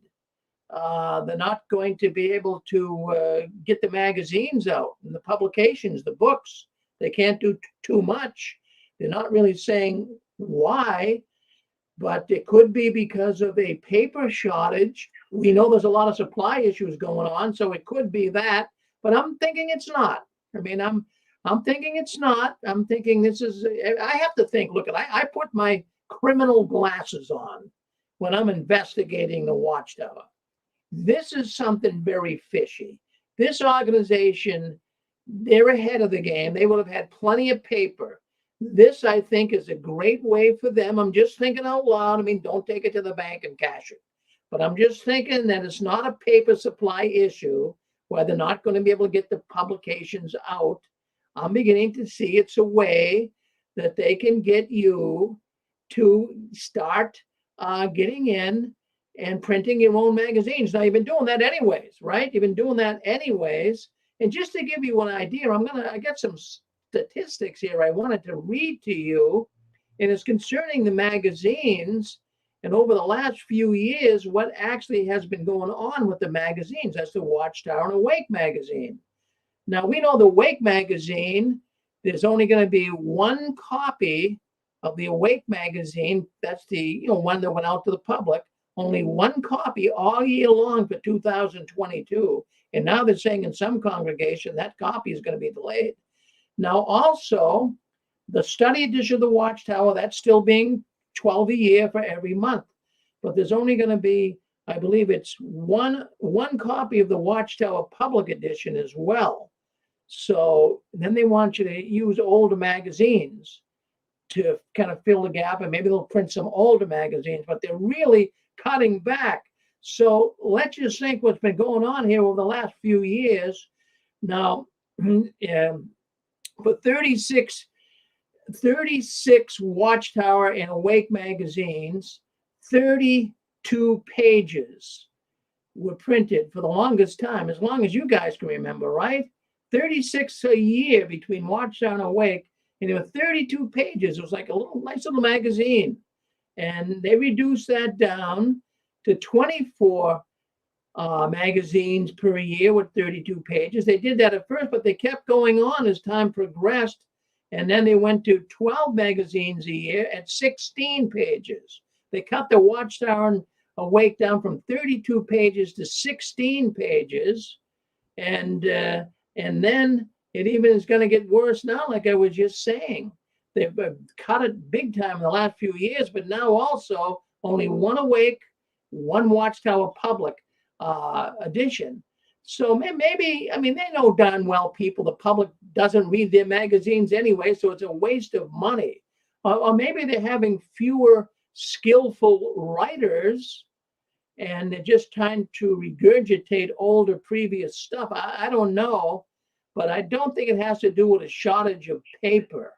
I believe really, during COVID, the Watchtower organization, they learned a lot. They learned that, the witnesses could just write letters and do phone witnessing. They weren't out promoting magazines. So they were able to really save a lot of money. So things are changing at the Watchtower, and I'm seeing that it's changing quite rapidly. So we're really seeing the Watchtower, who was once perhaps the largest religious publishing company in the world, being reduced to basically nothing. Did someone want to speak up? I hear some background noise. Hey, Rick? Yes. Yes. Thank you so much. Two comments on what's going on. One, I think it is a sneaky ploy to see if they're crying about supposedly don't have enough paper supplies to get people to feel guilty and getting them to send in more money. And the other thing is somebody commented a while back, and I think it bears repeating. What would you think of a company that is failing, but yet they don't pay their employees? Their employees all work for free. Not only do they not get paid, but they actually give pretty much the equivalent of their salary, which normal people would get, to the company, but yet they're failing. How is that working? How does that work? Really? God's organization, just like George Carlin said, he's God Almighty, but he needs your money. Thank you, Rick. Well, that's a good comment, too. You want to say something, Juan? Go ahead. Go ahead. Yeah, well, the way I see it, when I go on the online Watchtower site, it looks to me that they're going to transition to an online cult. Gradually and progressively, they're going to transition to an online cult, like QAnon. Well, that's why they're putting up a magazine. They're doing it in a very slick way. They're going to eventually be a permanent online cult. So someone to keep them all, keep the proceeds, pay the lawsuits, and go into an online cult. That's what I think is going to happen. I'm not a prophet, but it's certainly. I think you've been listening to the Six Screens for too long. Because we say the same thing, Juan. Exactly the same thing. And not only that, when it comes to even printing these magazines, that is the biggest enemy of the Watchtower. All these false prophecies and these older publications, they got to get rid of them. So now if they can go just by printing online and using digital narratives where everything is just in digital format, now they can change that very easily. But how do you change stuff that's been published and put out in a book or a magazine? So this is to their benefit that they can do all this stuff online, and 10 years from now, if they want to get in, tweak it a little bit, just remove a few words, and there you have it. So I think, yeah, it's to their benefit. If people keep a digital copy of it, even if they do change it, you can bring back the original. Oh, yeah. Well, they can play around with it. Yeah. Oh, yeah, I'm with you. I'm with you. So, well, you're right on, Ron. You're right on. I mean, what you're saying is true. I'm not disagreeing with anything you have to say. You're saying the truth. That's what's going on. So thank you. Thank you for coming in. Okay, thank you. Have a good night, Rick, okay? All right, yeah, good. Thank you, Juan, for calling in, too. Now, don't be a stranger. Come on back and see us. Thank you. I certainly will. Thank you so much. All right. All right. So anyways, what is the Watchtower doing? It's very, very eerie. I'm going to use that word eerie, or I could use some other words. Yes, go ahead. Hey, this is Chad from Illinois. I helped Roland with his program. Oh, yes, Chad. Yes. Yeah, I was just looking up. I wanted to verify the facts before. Earlier, when you were talking about money and the scams that the Watchtower does, did you bring up the miracle wheat by chance? I didn't, but why don't you tell the audience about it? In 1908, Charles Russell, the founder of the Watchtower organization, he published in the Watchtower that he had found a strain of wheat, and it was a super wheat. He called it miracle wheat, and he sold it for $60 a bushel, when normally wheat was selling for $1 a bushel. Eventually, the Brooklyn Daily Eagle purchased a bushel of this, had it tested at several different universities, had it checked with the government. What they found was that it is no more special than any other kind of wheat. And to be honest, it actually scored lower than most strains of wheat. So he was selling an inferior strain of wheat, which should have went for $1 a bushel. He was selling it to farmers for $60 a bushel. And he ended up, Brooklyn Daily Eagle, they did a couple of news stories about it, front page. And then the Watchtower, Charles Russell, sued the Brooklyn Daily Eagle. They lost the case. And then J.F. Rutherford, acting as the legal counsel for Charles Russell and the Watchtower, they appealed it to the Supreme Court, and the Supreme Court upheld the decision that the Brooklyn Daily Eagle had the right to run the story they did, and it was not libelous because they had it all tested and they had all the scientific data. Well, very good, Chad. Thank you for sharing that with us. I know some people are hearing that for the first time, but that's kind of that's kind of being a con man too, isn't it, Chad? Thank you. Hey, you're welcome. Yeah, go ahead, Jeff. Hey, Rick. Yes. Yeah, what this brother is saying is true. And also that he went, Charles Case Russell also claimed he had a cure for cancer. Now, I want to don't take it from me, do your research on the guy. And this is one of his scams. And the weed, I heard about that a long time ago. He claimed he had a cure for cancer. He did all kinds of scams for a while. So people need to research that. Well, he was a con man. He was a con man, Jeff. He was a con man, and that was good. He absolutely was. Yeah. Well, thank you Yeah, too. Hey, Rick, I know that's another scam. I'm sorry. Go ahead. I think Randy, hold on. In fact, Dick, hold on. Randy's going to speak, and then we'll bring you on. Go ahead, Randy. Just saying, he also had these fake silver mines that he had the members, the brothers, invest in, swindle them out of that too. Yeah, so he was a swindler. Dick, what do you have to say? What's the scam you know about? They, the Watchtower said, we need money. Loan us some money, and if you need it back, we'll give it to you. Didn't happen that way. They would write letters back to the person that loaned the money and say, you know, you didn't cut your costs and you're a bad Christian. And anyway, if you loaned your money to the Watchtower, chances were great you weren't going to get it back, even if you wanted it. I'm glad you brought that up because that was going on back in the 80s and 90s that I can remember. And they were asking brothers and sisters in the Watchtower, you know, could you loan us money? They called it a conditional loan.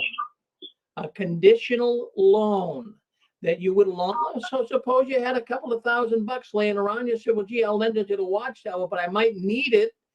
I might need it for a new furnace next year. Can I get my money back? Oh, yeah, well, it's a conditional loan. You need it, we'll give it back. But like you said, when the people wanted to get their money back, well, did you pray to Jehovah about it? Did you give some real thought to it? I mean, they really coerced you to, gee, maybe I should back off. Maybe I should let the Watchtower keep it because Jehovah will hate me. I mean, that's what they made them feel like. Terrible, Dick. Thank you for, I mean, there's a lot of scams. I mean, Dick, you had a program on here years ago called Watchtower Lies, Scandals, and Fraud. We talked a lot about this. Thank you, Dick, though, for reminding me about that. That's amazing. That's unbelievable. Well, you're on JW World News. Yes, go ahead. I just wanted to mention that all these scams that are being mentioned, they were advertised in the Watchtower magazine. Now, the Watchtower magazine is supposed to speak for God himself through the governing body. So through the governing body, all these they're saying that God promoted all these money-making schemes, which is just horrible. Do you believe that? And Susan, it's absolutely horrible. But you know, the witnesses, for some reason, like I always say, they're in a parallel world. You know, we can see it so clearly, the games that they are playing, but the people in the Watchtower are just totally oblivious to this. They're sucking this stuff all up.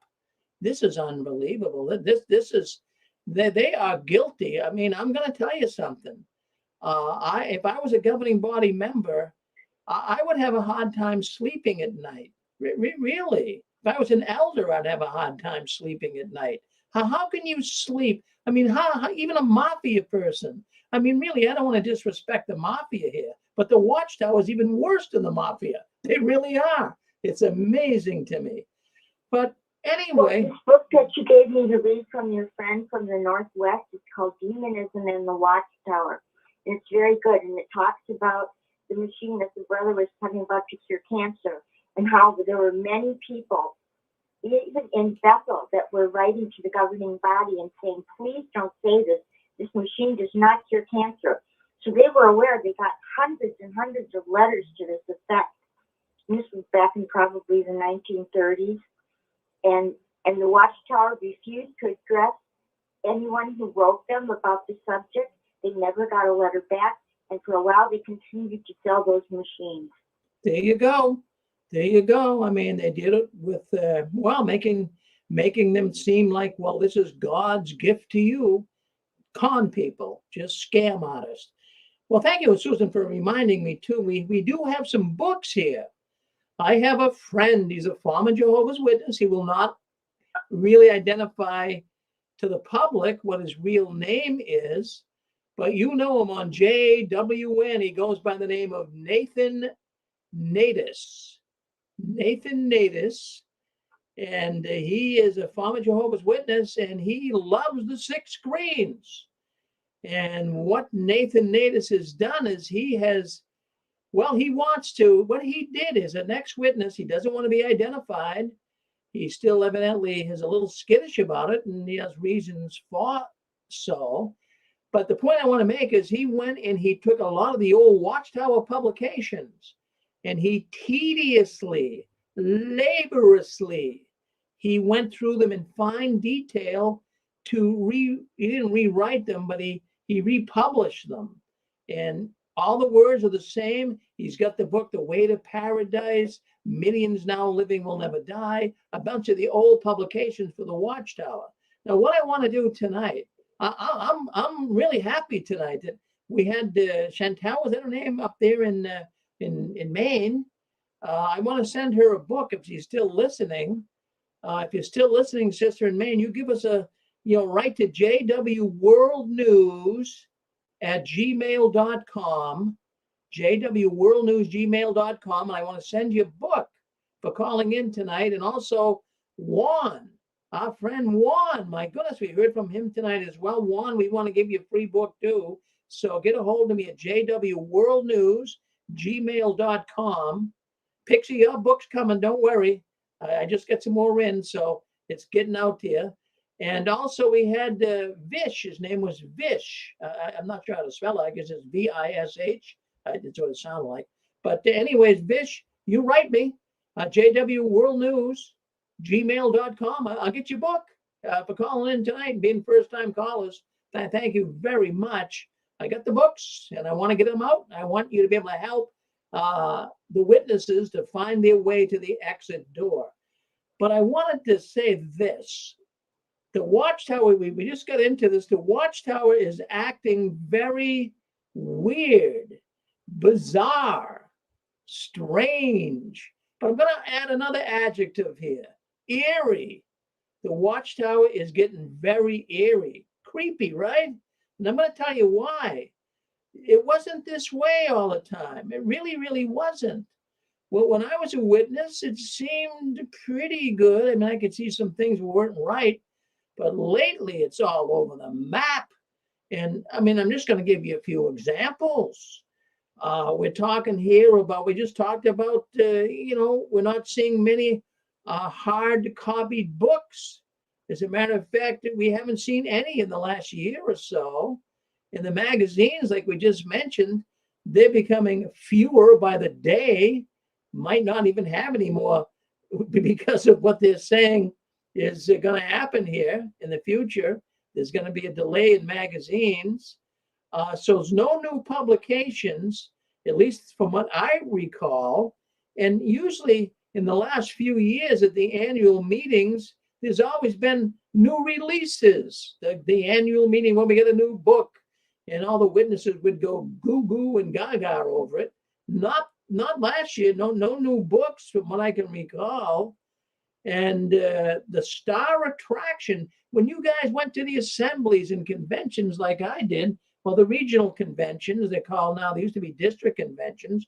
But when we went there years ago, the star attraction used to be the drama, right? Oh, the drama.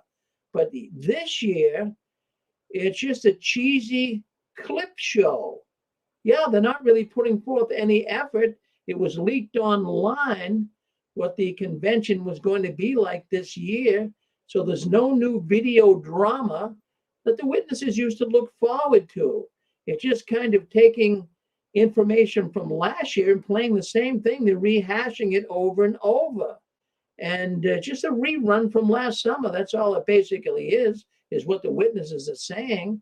Now, I know the witnesses have been spending a lot of time and money. They got this big Jesus movie. Yeah, they're working on this big full-length motion picture about Jesus. It's being filmed in Australia. And I mean, it's got to be costing the witnesses mucho dollars. So they're spending a lot of time on that. And now I'm hearing rumors, and let me underline rumors. I can't say for a fact, but I'm hearing rumors coming in here to the 6 screens because people write me. This is like a clearinghouse for Jehovah's Witness news. So we're now hearing rumors about the Jehovah's Witness Watchtower organization is renting kingdom halls like they did years ago. What goes around comes around. Remember, they used to rent like the Odd Fellows meeting halls. In fact, even sometimes they'd even rent Freemason halls. So they're now renting halls again rather than building new ones. I mean, we could put a lot of legs on that. I'm not sure why. I could give you my own ideas if it's true. I mean, I don't know. It's just a rumor. Also, we're finding out, people are writing me all week long. And they're saying, Rick, we're going back to the meetings, but a lot of people aren't showing up. Now, the first meeting they had was, the memorial and a few days before that, but people showed up in droves. But now all of a sudden, people are not coming back like they were. And the participants that are going on Zoom, they have their cameras off. They're not even paying attention. They're not even doing what the Watchtower wants them to do. And also, we're seeing more sexual child abuse cases. They're gaining more traction. We had more we could talk about tonight, but we'll let that go for now. We could talk about that every week. Every night we could talk about sex abuse in the Watchtower, but we're not even going to touch it tonight. And then, of course, how about the vaccines? We've got arguments taking place in the Kingdom Hall. And decent people who don't want to get vaccinated are being viewed as some type of a screwball, somebody that's not thinking straight. So we are, at least in my own opinion, I believe we are finally seeing the end of this religion. I believe that COVID was more of a bigger deal with the Watchtower. And I believe that it really knocked them off their pedestal. And I hope it continues on. And they've been kicking the can down the road for a long time about the end coming. Oh, Armageddon. It's so close. And it doesn't come. How long can you keep kicking that can down the road? And there's going to be more problems that they're going to run into because of this. And they keep creating new phrases. The old phrase, old light. Well, this is new light to cover up their mistakes. How long can they really keep going on with that before people say enough is enough? And I'm noticing a great big emphasis on obeying every single thing that the governing body says. Friends, we have the cost of living is going to the moon. We are seeing inflation higher than it's ever been.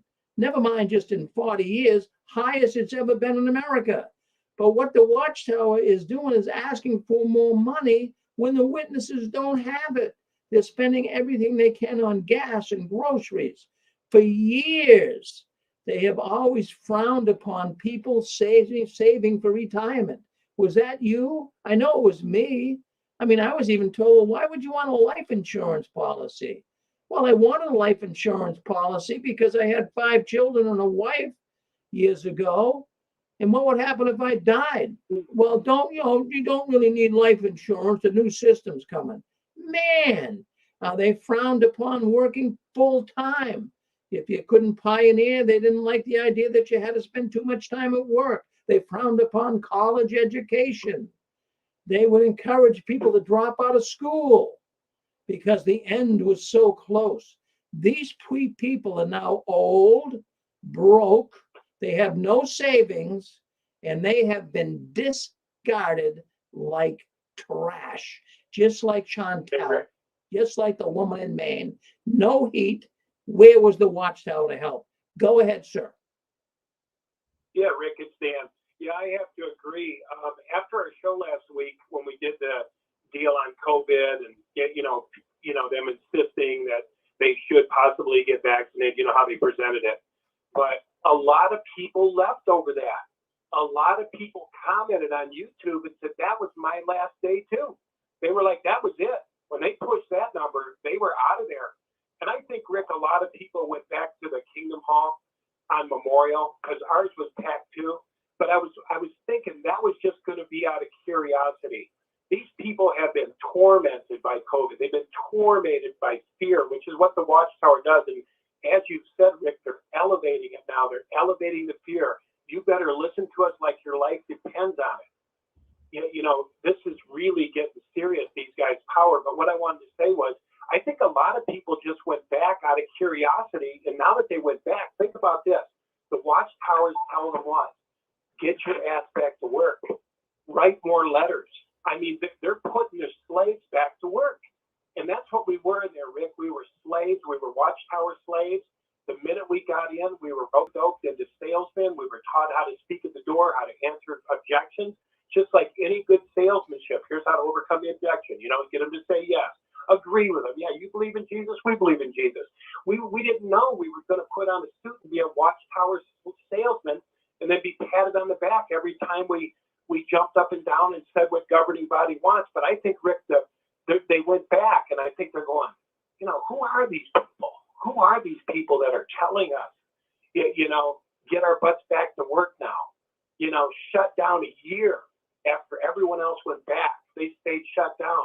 I think people are questioning, Rick, but I got to tell you, from that last show we did, a lot of people were saying they left over the big jab, over the jab. He said, I wasn't going to do it. Isn't that interesting, Rick? Oh, very interesting. Absolutely. I mean, in fact, we had a woman call in. Remember, Dan? Was it last week? Yeah. He called in and said that she left because of the jab. She didn't want to get it. Yeah. And another lady called me and says, I know that lady that called in, and she says, I left because of the jab too. She said it was crazy. Like, governing body's gone too far. The blood, now the jab, But I think they're coming out of their Rick like we don't even realize. I believe the floodgates are opening, the walls, there's a leak at the dam, and it's coming down, Rick. I really do believe that. There's a lot of people coming out of there. A lot of people. Well, what we have to do, Dan, and I always liken it to the CIA, that they gather intelligence. They gather intelligence to be able to feed to the President of the United States. And what we are doing here at the Six Screens, we're like the CIA. We're gathering intelligence. There's certain things that people say. When we have 3 new people come in here tonight, and every week for the last year, we've been having new ones coming in every Saturday night.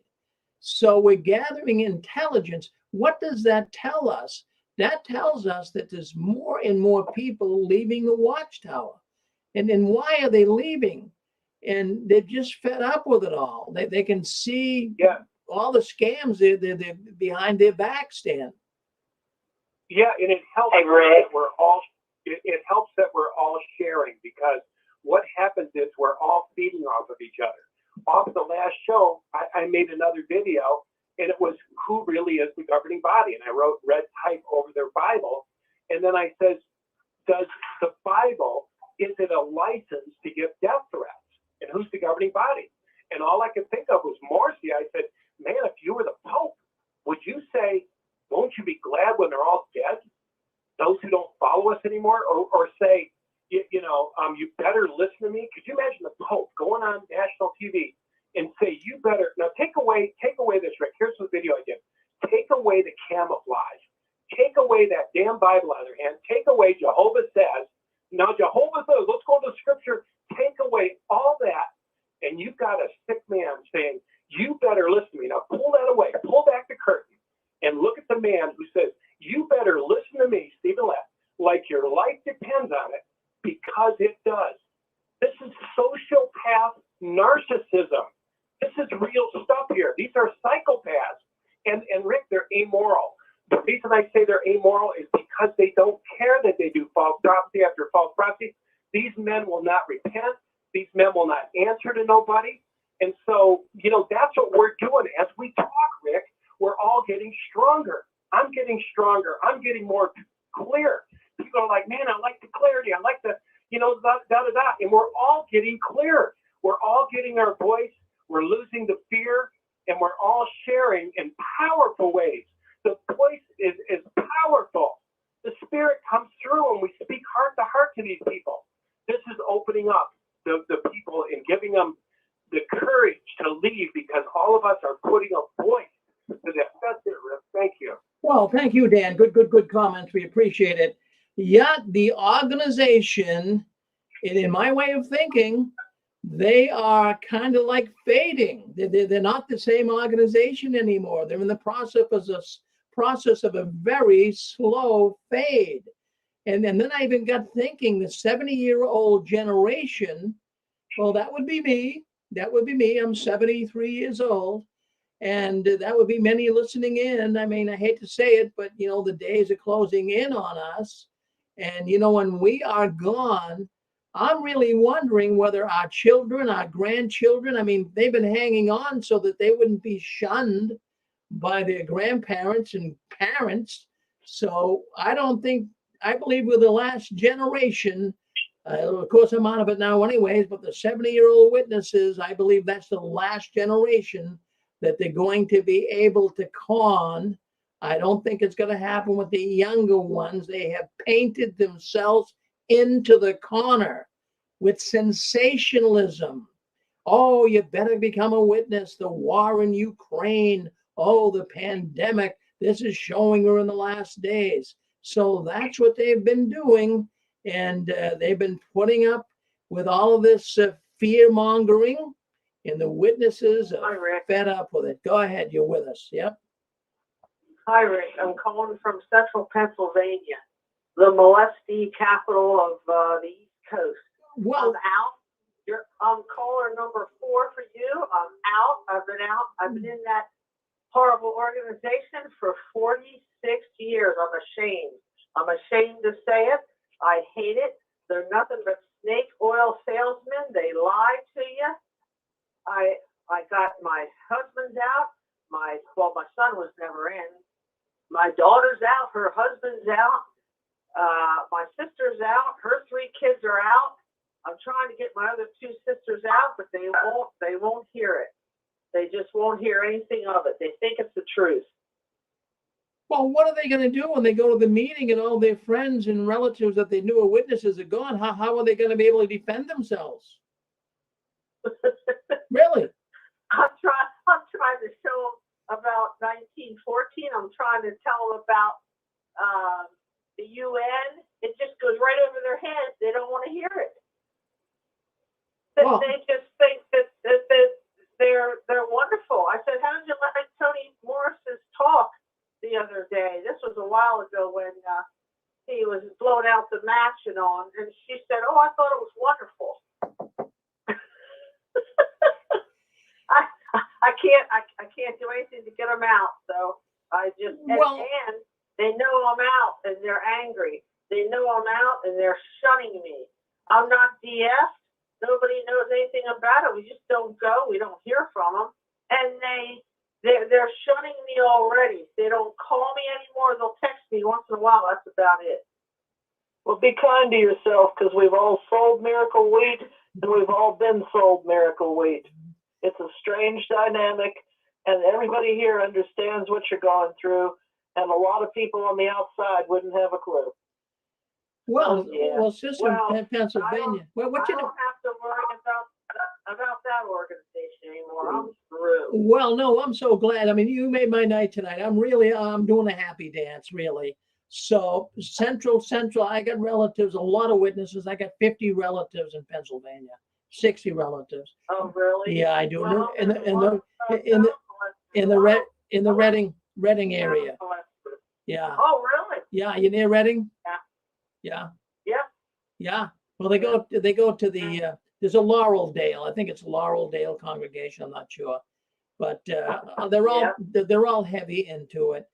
But they're all going to be coming on. And I'm telling you, and that's why I was telling the people tonight that, they were wondering, when am I going to get apostate showing up in my area? Look at that. You get all these people out, sister. You got them all coming out. That is so, thank you for doing that. That's great. Boy. I'm sorry. I just wanted to call in and just let you know that they're nothing but hypocrites. You better believe it. And I can tell you a story about my past, but you wouldn't believe it. My father and my grandfather was in it, so I'm not even going to go there. It's horrible. Boy, you come full circle here, but thank you for calling in. I mean, you knew if you'd like to have a book, I'd like to send you a nice book. Write me at jwworldnews@gmail.com, and I'll send you a book. There's the 4th new caller we got tonight. Just curious, what got you out? I started thinking, look, they're controlling you. I've got to do some research. I just did my own research and found out all this stuff. And the more you learn, the more you hate them. No, that's true. No, I literally hate those people. They're horrible. They lie to you.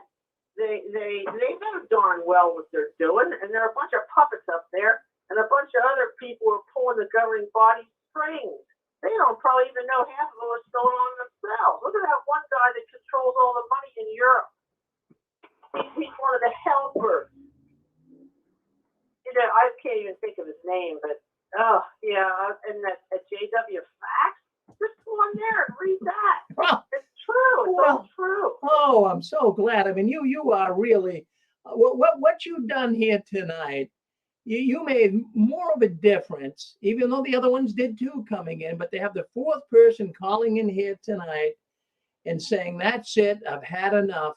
What that does is that solidifies in the minds of so many people listening in here tonight that, man, all these people are leaving, and we're not making it up. They are leaving, Oh, they're leaving. They've got to be leaving. They're stupid if they don't leave. They're crazy. My sister. Well, I can't even say it now because then they'll know who I am, just in case. But yeah. I'm still trying to, get them out. But hey, she's even a doctor. She's a doctor, and she believes that garbage. Unbelievable. I just can't. I can't believe it. Well, I can tell you got a Pennsylvania accent. I can tell a Pennsylvania a mile away. I'm getting good at accents. Really? Oh yeah, you do. You got a nice Pennsylvania accent. I like it. Thank you. Thank you very much. All right. Well, thanks, Rick. I had to call and let you know. Oh, you're good. Right. You're a good lady. Don't you be a stranger. Come back and see us soon, okay? All right. Keep up the good work. Thank you. Thank you. All right. Bye. All right. Well, there you go. Well, look at friends. I'm telling you. I'm not sitting here making stuff up. I'm not looking through rose-colored glasses. Many people have said that, but we have been counting down the last days of the Watchtower for 16 years. We're finally starting to see it. Yes. Well, I don't want anyone to go anywhere. We got more programming tonight. I can't even get to all the news. I'm excited. I got this. You get that? I talk about this adrenaline rush. I'm feeling very, very good tonight. I hope you are too. There's hope, friends. There's people leaving the Watchtower in droves, and there's going to be more and more. The quackier and the crazier the Watchtower gets, the more people that are leaving. So we want to thank all those people for coming in tonight. And we have Reese coming on next from the belly of the beast down in New York City. He'll be coming on next, and he's going to give us some interesting facts on what he thinks is going on right now. Of course, his program is Watchtower and the Occult Connection. So if you're on YouTube, just hang in. This program will be taken off, and then we'll do another YouTube. So it might take 5, 10, 15, 20 minutes even. So hang in, and we'll get Reese on here soon. But I want to thank everyone for coming in tonight. We had a wonderful program. I'm feeling good. Boy, it went by 2.5 hours that fast. I can't even believe it. But anyways, if we do have Ann and Angela or anyone that would like to come in and hold the fort here for about 10 or 15 minutes while I get Reese all prepped up and ready to go. Is there anyone would like to come in and kind of hold the fort for a little while? Who'd like to do that? I'd like to say something, Rick. Go ahead, yeah. Yeah, my name's Michael. Yes, Michael. I came across you accidentally on the internet. Did you, Michael? Last week I heard it. Yes, I did. Is this the first time you're calling in, Michael? Yes. Oh my goodness, Michael, thank you very much. I mean, you don't know what you did here tonight. You got me sitting on the edge. You know what you did for me? It was about, you gave a sermon in the church about 6 years ago, or 10 years ago. Told about your family, your wife, Inez, I believe. Yeah. And it was very moving to me. I sat there and had tears coming out my eyes. Wow. So, I just want you to know that you meant a lot to me. And these people knew what they were doing wrong clear back in 1973. I was part of a building committee to build all the Kingdom Halls for the people. And I was down in Colmont, Tennessee. And I had a big masonry crew, and I had a couple of blacks on my masonry crew. And there's a sign outside the city said the sun will not set on the black face in Colmont County. And when I got to the hall, they wanted me to send my 2 black guys home. And I told them I couldn't do that. That we all go, we all stay. We used to build those halls in about 3 days, if you remember. And so they had another meeting, came back. They said they had some guards to watch us while we sleep and stuff like that. So we stayed. We couldn't sleep. We worked all night. The point of the story I was getting to is I grew up with the Jewish people, and I knew a lot of Jewish history. And Fred France was given this. They opened the hall with a dedication. A speaker come in and dedicate the hall that Sunday. And Fred France was the speaker. And I had some time, and I got a chance to talk to him. And I said, Mr. France, I know 75 is coming up, but I think these calculations are all wrong, because I studied with Jewish people all the time and talked to them, and the temple wasn't destroyed in 607. It was 587. And he just looked at me. I'll never forget as long as I live, Rick. He looked at me and just kind of smiled and said, we have 8 million people. We have to move. And just kind of turned around and walked away. And I remember that drive home from Tennessee to Ohio thinking, man, that guy knows this is wrong. And he's just not telling anybody, but he knows all this is wrong. So well, it took about 10 years after that before I finally got out, but I finally did. And I have a best friend who is very well known, and I don't want to say his name, but he's still Jehovah's Witness. He's a Jehovah's Witness elder. And we talk, and we've been talking for the last month or so. And I go very easy with him, and that's how I got onto the internet to say, hey, how do you talk to these people now? Because I haven't been in for a long time. But I think shows like yours and Dan, you got a guy named Dan, it's really good. And I just want to tell you to keep the work up. People are coming in, people are paying attention. And I just want you to know that. Well, thank you, Michael. You made my night. I mean, I'm awestruck here, really, because that's what makes the program. And when people like yourself, Michael, come on, It makes all the difference in the world. It really, really does. Yes. Listen, I want to give you something for coming on tonight. I got some really beautiful books here, all Watchtower publications. Why don't you write me at jwworldnews@gmail.com. I want to give you one of these books, Mike. Really, it means a lot to me. I want to do that for you, okay?